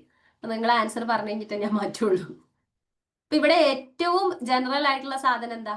ഈ കൂട്ടത്തിൽ ഏറ്റവും ജനറൽ ആയിട്ട്, ഈ കൂട്ടത്തിൽ ഏറ്റവും ജനറൽ ആയിട്ടുള്ളത് ഫുഡ് പ്രോഡക്ട്സ് ആണ്. സോ അതായിരിക്കും ആദ്യം വരും, അല്ലെ? അതാണ് ആദ്യം വരിക എന്നുള്ളത് മനസ്സിലായി കഴിഞ്ഞാൽ തന്നെ നമുക്ക് എന്ത് കിട്ടും? ആൻസർ കിട്ടും. അപ്പൊ ആദ്യം ഫുഡ് പ്രോഡക്ട്സ് ആണ് വരിക. അത് കഴിഞ്ഞാൽ പിന്നെ ഇതിൽ ജനറൽ ആയിട്ട് വരുന്ന എലമെന്റ് ഏതാ? നമ്മൾ നോക്കുമ്പോൾ ചീസ് ഉണ്ട്, കോട്ടേജ് ചീസ് ഉണ്ട്, ഡയറി പ്രോഡക്ട്സ് ഉണ്ട്. അപ്പൊ ഫുഡ് പ്രോഡക്ട്സിന്റെ കീഴിൽ വരുന്നതാണ് ഡയറി പ്രോഡക്ട്സ്. അത് കഴിഞ്ഞാൽ കുറച്ചും കൂടെ സ്പെസിഫിക് ആയിട്ട് എന്ത് വരും? ചീസ് വരും, അല്ലേ? ചീസിന്റെ തന്നെ ഡിഫറെന്റ് കാറ്റഗറീസിൽ ഒരു കാറ്റഗറിയാണ് ഏത്? ഈ പറയുന്ന കോട്ടേജ് ചീസ്. അപ്പൊ അതല്ലേ അതിന്റെ ഓർഡർ? Yes, very good. അപ്പൊ നമുക്ക് ആൻസർ ഏതെന്ന് കിട്ടും? സീന്ന് കിട്ടും. മനസ്സിലായല്ലോ? ഇനി ഇതിൽ എന്തെങ്കിലും ഡൗട്ട് ഉണ്ടോ? ഇപ്പൊ ഒരു 2024 ജൂൺ മുതൽ ഇങ്ങോട്ടേക്ക് അത്യാവശ്യം ഈ ഇൻക്രീസിങ് എക്സ്റ്റൻഷൻ ആ സാധനം ചോദിക്കലുണ്ട് കേട്ടോ. കറക്റ്റ് ആ പാറ്റേൺ പഠിച്ചു വെച്ചാൽ മതി. ഈ ടേബിൾ കറക്റ്റ് പഠിച്ചു വെച്ച് കഴിഞ്ഞാൽ ക്ലിയർ ആയിരിക്കും. അപ്പൊ ഇതിന്റെ ആൻസർ സി ആണ്. ഇനി ലാസ്റ്റ് ക്വസ്റ്റ്യൻ, വീണ്ടും ഇന്ത്യൻ ലോജിക് എന്നൊരു ക്വസ്റ്റ്യൻ. ഇനി ഈ ക്വസ്റ്റ്യനും കൂടെ ചെയ്താൽ നമുക്ക് ഇന്നത്തെ സെഷൻ അവസാനിപ്പിക്കാം.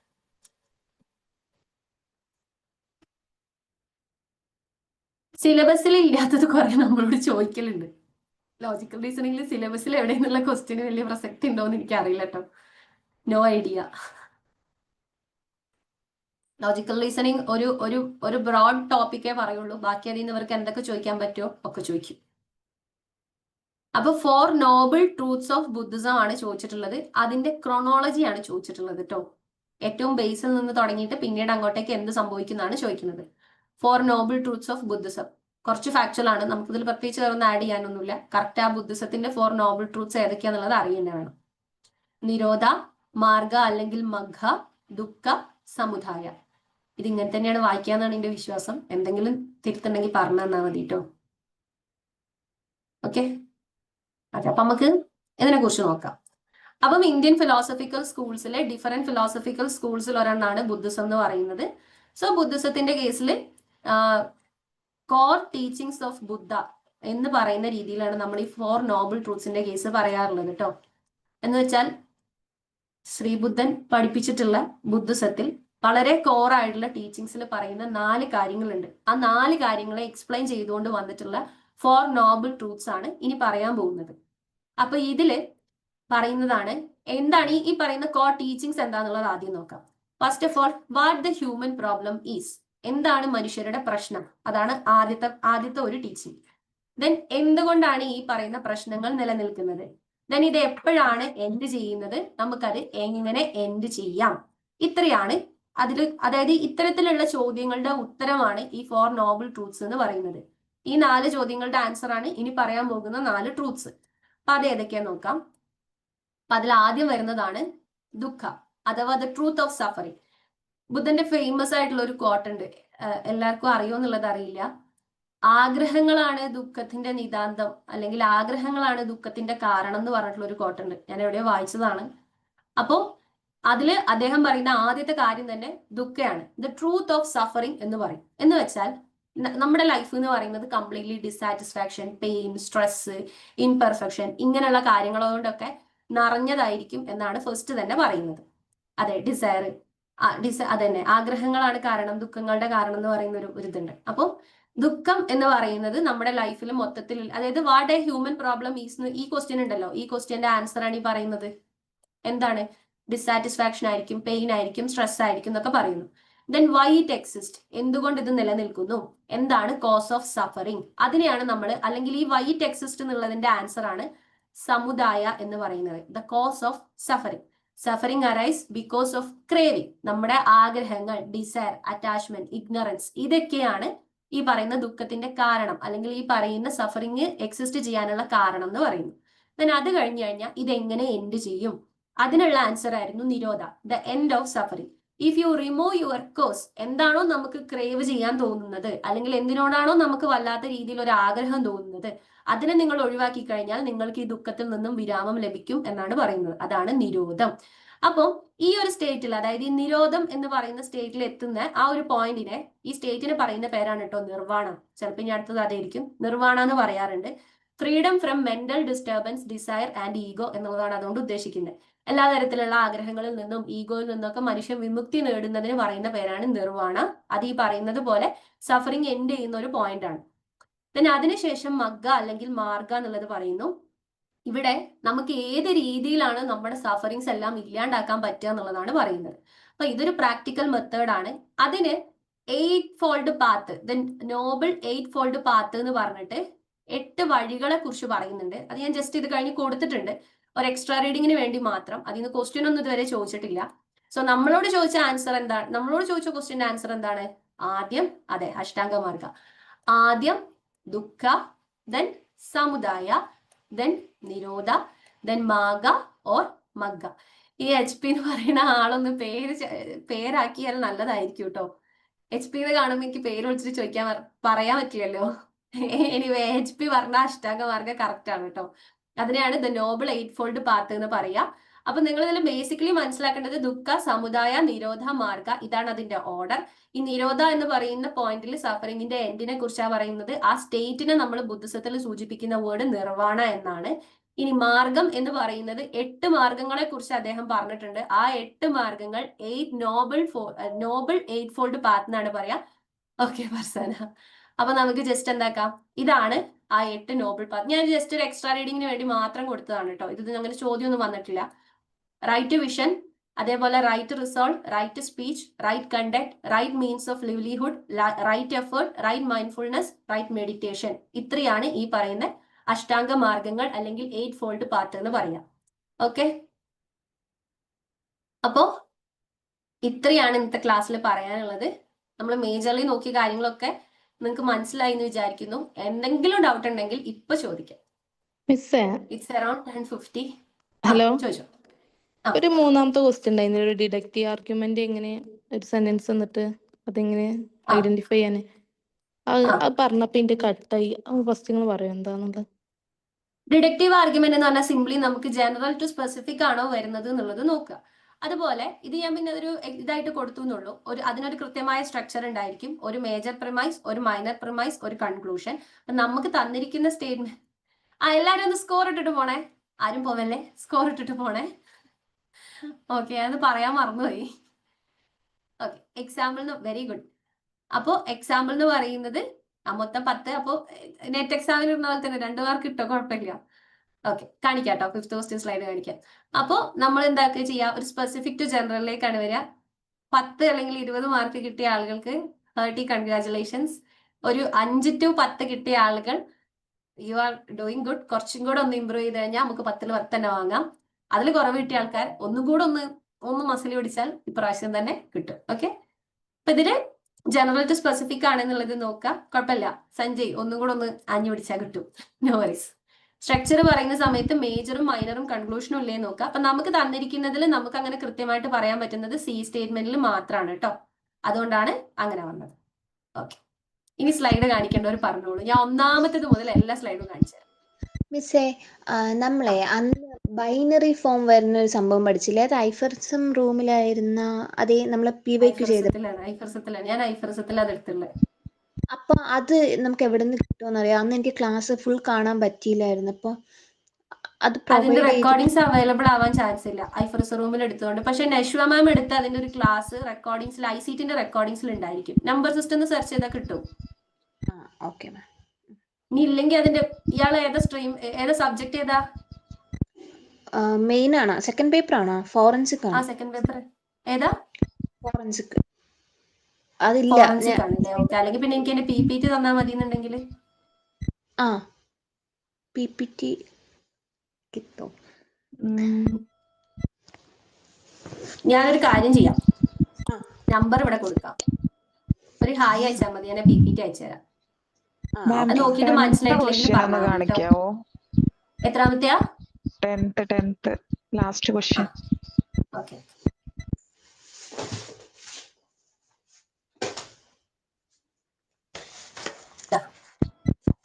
അക്കോപ്പുല എന്ന് പറഞ്ഞാൽ ലിങ്ക് വേർഡ്സ് കേട്ടോ, ലൈക്ക് AREs അങ്ങനത്തെ. ഇനി ആർക്കെങ്കിലും ഏതെങ്കിലും സ്ലൈഡ് ഹലോ ഓക്കെ മാം. പറഞ്ഞു. അപ്പൊ ആ ക്വസ്റ്റ്യൻ എങ്ങനെ ഡിഡക്റ്റീവ് ആർഗ്യുമെന്റ് ആണ്? രണ്ടാളും മിക്സ് ആയി ചോദിച്ചോണ്ട് എനിക്ക് മനസ്സിലായില്ല. ആ തേർഡ് ക്വസ്റ്റ്യന് എങ്ങനെ ഡിഡക്റ്റീവ് ആണെന്ന് മനസ്സിലായി ആ സെന്റൻസ്? നമുക്ക് ബാക്കിയുള്ളതിനൊന്നും ഒരു ഡിഡക്റ്റീവിന്റെ ഫീച്ചർ ഇല്ലടോ. നമുക്ക് നോക്കാം, ക്വസ്റ്റ്യൻ ഒന്നും കൂടെ കാണിച്ചു തരാം, അപ്പൊ മനസ്സിലാവും. ഇപ്പൊ ഇവിടെ നോക്കിയോ, screen exposure among children at a very early stage affects their psychological health. Therefore, we should not exposure our children to digital gadgets. ഞാൻ ഈ പറഞ്ഞ എന്തെങ്കിലും ഫീച്ചർ നിങ്ങൾക്ക് ഈ സ്റ്റേറ്റ്മെന്റിൽ കാണാൻ പറ്റുണ്ടോ? ഇല്ല. അപ്പൊ ആ സ്റ്റേറ്റ്മെന്റ് അല്ല. ഇനി അടുത്ത് നോക്കിയേ, smoking leads to lung cancer. Therefore, we should not smoke.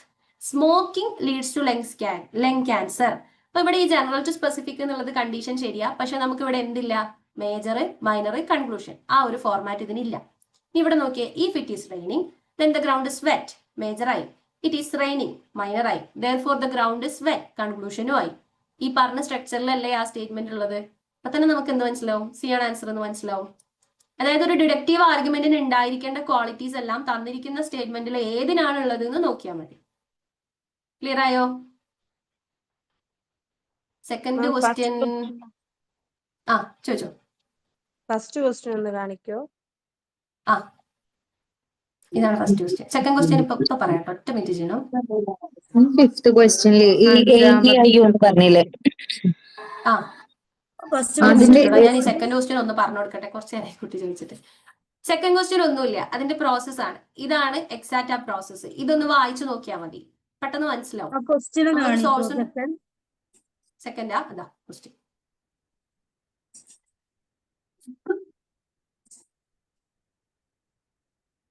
അതിന്റെ എക്സ്പ്ലനേഷൻ ഇതാണ് അതിന്റെ എക്സ്പ്ലനേഷൻ. ഇനി ആരോ ഒരാളിനോട് വേറെ ഏതോ ചോദിച്ചല്ലോ.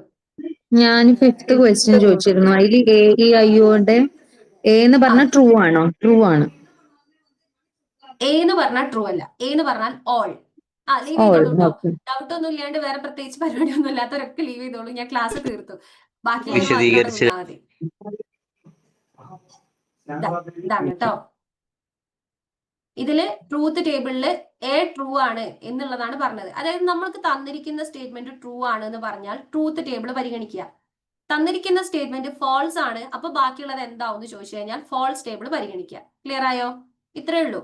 A എന്ന് പറഞ്ഞാൽ ഓൾ, E എന്ന് പറഞ്ഞാൽ നോ, I എന്ന് പറഞ്ഞാൽ സം, O എന്ന് പറഞ്ഞാൽ സം നോട്ട്. ഇത്രയേ ഉള്ളൂ. അപ്പൊ ഈ സം നോട്ടൊക്കെ നമ്മൾ ഓപ്ഷൻ ആണോ നമ്മൾ ഇതിന്ന് മാച്ച് ചെയ്തെടുക്കുക? ഓപ്ഷൻ ആണോ നമ്മൾ നോക്കേണ്ടത്? അതിനാണോ ഈ some not, no, true, all എന്നൊക്കെ പറയണത്? ഇല്ല, ഇവിടെ ക്വസ്റ്റ്യനിൽ കണ്ടോ, some animals are not birds. ആ സ്റ്റേറ്റ്മെന്റ് തെറ്റാണെങ്കിൽ അപ്പൊ സം നോട്ടിന്റെ ഏതാ? O ആണ്. ഇത് തെറ്റാണ് എങ്കിൽ ഈ തന്നിരിക്കുന്ന സ്റ്റേറ്റ്മെന്റിൽ ഏതൊക്കെ ശരിയാകും? ഓൾ ഉണ്ട്, നോ ഉണ്ട്, സം ഉണ്ട്. അപ്പൊ നമ്മൾ എന്ത് ചെയ്യണം? ഓള് ട്രൂ ആകും, നോ ഫോൾസ് ആയിരിക്കും. അപ്പൊ ഇത് ആൻസർ വരില്ല. ദെൻ ഐ ട്രൂ ആകും. അപ്പൊ ഏതൊക്കെ ഇവിടെ ട്രൂ ആകും? ഓളും സമ്മും ട്രൂ ആവും. ക്ലാസ് കേൾക്കാണ്ട് നിങ്ങൾക്ക് മനസ്സിലാവില്ല കേട്ടോ. ഞാൻ തീർത്ത് പറയാം. കാരണം ഇതിന്റെ ഒരു ബേസ് ഇല്ലാണ്ട് നിങ്ങൾക്ക് എത്ര പറഞ്ഞു കഴിഞ്ഞാലും കിട്ടൂല. അത് അനീസ് സാറിന്റെ ഏതിലാ കിടക്കുന്നത്? ലോജിക്കൽ എന്റെ റീസണിംഗിലാണ്. ഓർമ്മ ശരിയാണെങ്കിൽ ഫസ്റ്റ് വീഡിയോയിൽ ഉണ്ടായിരിക്കും. സാർ പൊതുവെ ഇത് എടുത്തിട്ടാണ് സ്റ്റാർട്ട് ചെയ്യല്, അല്ലെങ്കിൽ സെക്കൻഡ് വീഡിയോ. ഓക്കെ, ഒന്ന് താങ്ക് യു. നോക്കുവോ? ക്വസ്റ്റ്യൻസ് ഒന്ന് ജസ്റ്റ് ഒന്ന് പറയാവോ? ഇവിടെ ജഹല range issue. പറയുന്നുണ്ട്, അമീന പറയുന്നുണ്ട്. രണ്ടാള് പറയുന്നത് എനിക്ക് ക്ലിയർ ആവില്ല. ആദ്യത്തെ 3 ക്വസ്റ്റ്യൻസ് ഒന്ന് ജസ്റ്റ് ഒന്ന് വിശദീകരിക്കുവോ? ജസ്റ്റ് ഒന്ന് പറഞ്ഞു പോയാൽ മതി. ഞാൻ ജസ്റ്റ് ഒന്ന് പറയാം കേട്ടോ. ഇന്നത്തെ JRF ക്ലാസ്സിലുണ്ട് എന്നാ പറയണത്. ഒരു കാറ്റഗോറിക്കൽ പ്രപ്പോസിഷനിലെ പ്രെഡിക്കേറ്റിനെയും സബ്ജക്റ്റിനെയും തമ്മിൽ കണക്ട് ചെയ്യുന്ന വേർഡിന് എന്താ പറയാന്നാണ് ക്വസ്റ്റ്യൻ. ഒരു കാറ്റഗോറിക്കൽ പ്രപ്പോസിഷന് മേജർലി 3 പാർട്ടാണ് ഉണ്ടാവുക. ഒരു സബ്ജക്റ്റ്, ഒരു പ്രെഡിക്കേറ്റ്, പിന്നെ ഇതിനെ രണ്ടിനെയും കണക്ട് ചെയ്യുന്ന കോപ്പുല എന്ന് പറഞ്ഞിട്ടുള്ള ഒരു വേർഡ്. അപ്പൊ ആസ് പെർ നമ്മുടെ ക്വസ്റ്റ്യൻ അതിന്റെ ആൻസർ എന്തായിരിക്കും? കോപ്പുല. ഇതാണ് ഒന്നാമത്തത്. ഈ രണ്ടാമത്തെ ക്വസ്റ്റ്യനിൽ അനലോജിക്കൽ റീസണിങ്ങിന്റെ പ്രോസസ്സാണ് ചോദിച്ചിട്ടുള്ളത്. അവിടെ നമ്മൾ ആദ്യം എന്ത് ചെയ്യും? നമുക്ക് അറിയാവുന്ന ഒരു കാര്യം അറിയാത്തൊരു കാര്യത്തിലേക്ക് കൊണ്ടെത്തിക്കാൻ നോക്കും. പേപ്പർ 1 കോഴ്സ് അത് അത്രേ ഉണ്ടാവുള്ളൂ. അല്ലെങ്കിൽ പിന്നെ ഞങ്ങൾക്ക് JRF ക്ലബ്ബ് കിട്ടേണ്ടി വരും. സോ അപ്പം ഈ പറയുന്ന പോലെ രണ്ട് സിറ്റുവേഷനെ തമ്മിൽ കമ്പയർ ചെയ്യുന്നതിനാണ് നമ്മൾ അനലോജിക്കൽ റീസണിംഗ് എന്ന് പറയാം. അതിൽ സോഴ്സും ടാർഗറ്റ് എന്ന് പറഞ്ഞു കഴിഞ്ഞാൽ നമുക്ക് അറിയുന്ന കാര്യം സോഴ്സ്, അറിയാത്ത കാര്യം ടാർഗറ്റ്. ഇതിനെ തമ്മിൽ ആദ്യം ഇത് രണ്ടും ആദ്യം നമ്മൾ മനസ്സിലാക്കും. ദെൻ കോമൺ ആയിട്ടുള്ള ഫീച്ചേഴ്സ് നമ്മൾ മനസ്സിലാക്കും. അതിനുശേഷം ഈ രണ്ട് സിറ്റുവേഷൻസ്, രണ്ട് സിമിലാരിറ്റി തമ്മിലുള്ള റെലവൻസ് എന്താണെന്ന് മനസ്സിലാക്കും. ദെൻ കൺക്ലൂഷൻ ഡ്രോ ചെയ്യും. ഫൈനലി നമ്മൾ കണ്ടെത്തിയിട്ടുള്ള ആ കൺക്ലൂഷന്റെ സ്ട്രെങ്ത് എത്ര ഉണ്ട് നോക്കും. ചിലപ്പോൾ വീക്ക് അനലോജി ആയിരിക്കും, അല്ലെങ്കിൽ സ്ട്രോങ് അനലോജി ആയിരിക്കും. ഇതിന്റെ റെക്കോർഡിംഗ്സ് ആപ്പിൽ അവൈലബിൾ ആട്ടോ. നിങ്ങൾക്ക് ഒരു വട്ടം കൂടെ ക്ലാസ് കേട്ടാൽ ക്ലിയർ ആവുന്നുണ്ടെങ്കിൽ അതായിരിക്കും നല്ലത്. പിന്നെ ഈ സ്റ്റേറ്റ്മെന്റ് എന്താന്നുള്ളതായിരുന്നു ക്വസ്റ്റ്യൻ. ഈ സ്റ്റേറ്റ്മെന്റിൽ എന്താണ് പറയുന്നത്? ഒരു എഫക്റ്റ് കണ്ടിട്ട് നമ്മൾ അതിന്റെ കോസ് എന്താന്നുള്ളത് ഇന്റർപ്രറ്റ് ചെയ്തെടുക്കുകയാണ്, അല്ലെങ്കിൽ അനുമാനിച്ചെടുക്കുകയാണ്. അപ്പൊ അത് ഇതിലാ വരിക? അനുമാന എന്നുള്ളതിന്റെ ഇംഗ്ലീഷ് ടേം ഇൻഫറൻസ്. സോ അതിന്റെ ആൻസർ എന്ത് വരും? ഇൻഫറൻസ് എന്ന് വരും. ഓക്കെ, അപ്പൊ ഞാൻ വൈൻഡ് അപ്പ് ചെയ്യാണ്. നേരത്തെ നമ്മള് ഡിഡക്റ്റീവ് റീസണിങ്ങിന്റെ റൂള് പറഞ്ഞു. അപ്പൊ ഇൻഡക്റ്റീവ് റീസണിങ്ങിന്റെ റൂൾ എന്താണെന്ന് പറയാം. എനിക്ക് പെട്ടെന്ന് കൺഫ്യൂസ്ഡ് ആവുന്നുണ്ട്. ഇൻഡക്റ്റീവ് റീസണിങ് നിങ്ങൾ ആകെ ഒരു കാര്യം നോക്കിയാൽ മതി. ഒരു സ്പെസിഫിക് ആയിട്ടുള്ള കാര്യത്തിൽ നിന്നാണോ ജനറൽ ആയിട്ടുള്ള കാര്യത്തേക്ക് പോകുന്നത് നോക്കുക. അപ്പൊ ഇതാ ഈ തന്നിരിക്കുന്നത് ഇൻഡക്റ്റീവ് ആയിട്ടുള്ള റീസൺ ആണോ? അതെ അതെ. ഡിഡക്റ്റീവ് എന്ന് പറഞ്ഞാൽ ജനറലിൽ നിന്നും സ്പെസിഫിക്കിലേക്ക് വരും. ഇൻഡക്റ്റീവ് എന്ന് പറഞ്ഞാൽ സ്പെസിഫിക് ആയിട്ടുള്ള ഒരു കേസിൽ നിന്ന് ജനറൽ ആയിട്ടിലേക്ക് പോകും. ഇവിടെ ഈ തന്നിരിക്കുന്ന നാലാമത്തെ സ്റ്റേറ്റ്മെന്റ് ഇൻഡക്റ്റീവ് ആണ്. ഇവിടെ കണ്ടോ? All ducks that have been observed have been white. Therefore, ഇതന്നെ ഡിഡക്റ്റീവ് എന്ന് പറഞ്ഞാൽ ജനറൽ ടു പെർട്ടിക്കുലർ. അതെ. അപ്പോ ഇവിടെ കണ്ടോ? All ducks that have observed has been white. എല്ലാ ഡക്കും വെള്ളയാണ്. അല്ല, ഞാൻ കണ്ട എല്ലാ ഡക്കും വെള്ളയാണ്. അതുകൊണ്ട് എന്താണ് എല്ലാ ഡക്കും വെള്ളയാണെന്ന് പറയാണ്. മനസ്സിലായോ? അതിന്റെ റൂള് ഇതിൽ പറഞ്ഞ പോലെ എങ്ങനെ പറയാ? പ്രിമൈസ് ശരിയാണെങ്കിൽ കൺക്ലൂഷൻ എന്തായിരിക്കും? അങ്ങനെ പറയുമ്പോ അത് ഡിഡക്റ്റീവിന് മാത്രമുള്ള ഫീച്ചറാ. അത് നമുക്ക് ഇൻഡക്റ്റീവിൽ കൊണ്ടുപോയി അപ്ലൈ ചെയ്യാൻ പറ്റില്ല. രണ്ടിനും രണ്ട് റൂളാണ്. അതാ ഞാൻ പറഞ്ഞത്. സ്പെസിഫിക്കിൽ നിന്നും ജനറലിൽ നിന്നും നിങ്ങൾ ഇൻഡക്റ്റീവും ഡിഡക്റ്റീവും ഇങ്ങനെ നോക്കിയാൽ മതി. ജനറൽ ആയിട്ടുള്ള ഒരു കാര്യത്തിൽ നിന്നും സ്പെസിഫിക്കിലേക്കാണ് പോകുന്നത് എങ്കിൽ ഡിഡക്റ്റീവ്. ഇനി സ്പെസിഫിക് ആയിട്ടുള്ള ഒരു കാര്യത്തിൽ നിന്നും ജനറൽ ആയിട്ടുള്ള ഒരു കാര്യത്തിലേക്കാണ് പോകുന്നത് എങ്കിൽ ഇൻഡക്റ്റീവ്. ഞാൻ സിമ്പിൾ ആയിട്ട് മനസ്സിലാക്കാൻ ഒരു എക്സാമ്പിൾ പറഞ്ഞതാണ്. ഇപ്പൊ ന്യൂട്ടന്റെ ഗ്രാവിറ്റി ലോ എന്ന് പറയുന്നത് ഒരു ഇൻഡക്റ്റീവ് ലോ ആണ്. കാരണം അദ്ദേഹം ആപ്പിള് താഴേക്ക് വീഴുന്നതാണ് ആദ്യം കണ്ടത്. പിന്നീട് എല്ലാ മരത്തിന്റെ പുറത്തുനിന്നും എല്ലാ പഴങ്ങളും താഴേക്ക് വീഴുന്നത് കണ്ടു. പിന്നെ എല്ലാ സാധനവും താഴേക്ക് വീഴുന്നത് കണ്ടു. അവസാനം മൂപ്പർ എന്ത് അനലൈസ് ചെയ്തു? എല്ലാ സാധനങ്ങളും ഗ്രാവിറ്റി കാരണം മേലെ നിന്നും താഴേക്കാണ് വീഴുന്നത് എന്ന് കണ്ടെത്തി. അപ്പൊ ഇവിടെ ഒരു സ്പെസിഫിക് ആയിട്ടുള്ള കാര്യത്തിൽ നിന്നാണ് എന്ത് ചെയ്തത്? ജനറൽ ആയിട്ടുള്ള ഒരു റൂൾ ഉണ്ടാക്കിയത്. മനസ്സിലായോ? അതാണ് ഇൻഡക്റ്റീവ്. ഇനി ഇവിടെ നോക്കിയേ, മഴ പെയ്യണത് കണ്ടു. മഴ പെയ്യുമ്പോ ഒക്കെ എല്ലായിടത്തും നനയുണ്ട്. അപ്പൊ എവിടെയൊക്കെ നനഞ്ഞു കിടക്കുന്നുണ്ടോ അതൊക്കെ മഴ കൊണ്ടിട്ടായിരിക്കും എന്ന് വിചാരിക്കുന്നതാണ് ഡിഡക്റ്റീവ്. ക്ലിയർ ആയോ? ഡിഡക്ഷൻ എന്ന് പറയുമ്പോൾ കുറച്ച് കൊണ്ടുവരിക, ഇൻഡക്ഷൻ എന്ന് പറയുമ്പോൾ കൂട്ടിക്കൊണ്ടുപോവുക. അങ്ങനെ ആലോചിച്ചാൽ മതി. അപ്പൊ ഇതിന് റൂളില്ല മറ്റേനെ പോലെ. ഡിഡക്റ്റീവ് ആർഗ്യുമെന്റിന് മാത്രമുള്ള ചില ഫീച്ചേഴ്സ് ആണ് അത് വരിക. ഇതാണ് 8ാമത്തെ ക്വസ്റ്റ്യൻ. ഇതത് നമുക്ക് ആ രണ്ടിനെയും മനസ്സിലാക്കാനുള്ള ഏറ്റവും നല്ല പരിപാടിയാണ് അത്. ജനറൽ ടു സ്പെസിഫിക്കും സ്പെസിഫിക് ടു ജനറലും മനസ്സിലാക്കി വെക്കുക. അപ്പൊ ഞാൻ സെഷൻ വൈൻഡപ്പ് ചെയ്യാട്ടോ. It's already too late. 8ന്റെ എക്സ്പ്ലനേഷൻ ഒന്ന് കാണിച്ചു തരുമോ? 8ന്റെ എക്സ്പ്ലനേഷൻ 5th ഞാൻ ഇപ്പൊ കാണിക്കാട്ടോ. Just 2 minutes. ഓക്കെ അല്ലേ? ഇതാണ് 5th ക്വസ്റ്റ്യൻ. 5th ക്വസ്റ്റ്യൻ ഡൗട്ടോ? 5th ക്വസ്റ്റ്യൻ ഒന്നും ഡൗട്ട് ഉണ്ടാവാൻ പാടില്ല കേട്ടോ. ഓക്കെ, ക്വസ്റ്റ്യൻ കാണാനാണെങ്കിൽ ഓക്കെ, ഡൗട്ട് ഉണ്ടാവരുതേ. കൺവെർട്ടേഷൻ ഈ ഒരൊറ്റ ടേബിൾ പഠിച്ചാൽ മതി കൺവെർട്ടേഷൻ മനസ്സിലാവാൻ. കൺവെർട്ടേഷനും ഇന്റൻഷനും സെയിം ആണ്, എക്സ്റ്റൻഷനും ഡിനോട്ടേഷനും സെയിം ആണ്. Okay, thank you ma'am. എന്താണ്? Okay, thanks. Okay okay, thank you. Okay, അപ്പൊ ഞാൻ നിർത്തുകയാണ് കേട്ടോ. അപ്പം ഓൾ ഓഫ് യു നമുക്ക് അടുത്ത സെഷനിൽ കാണാം. ഓക്കെ.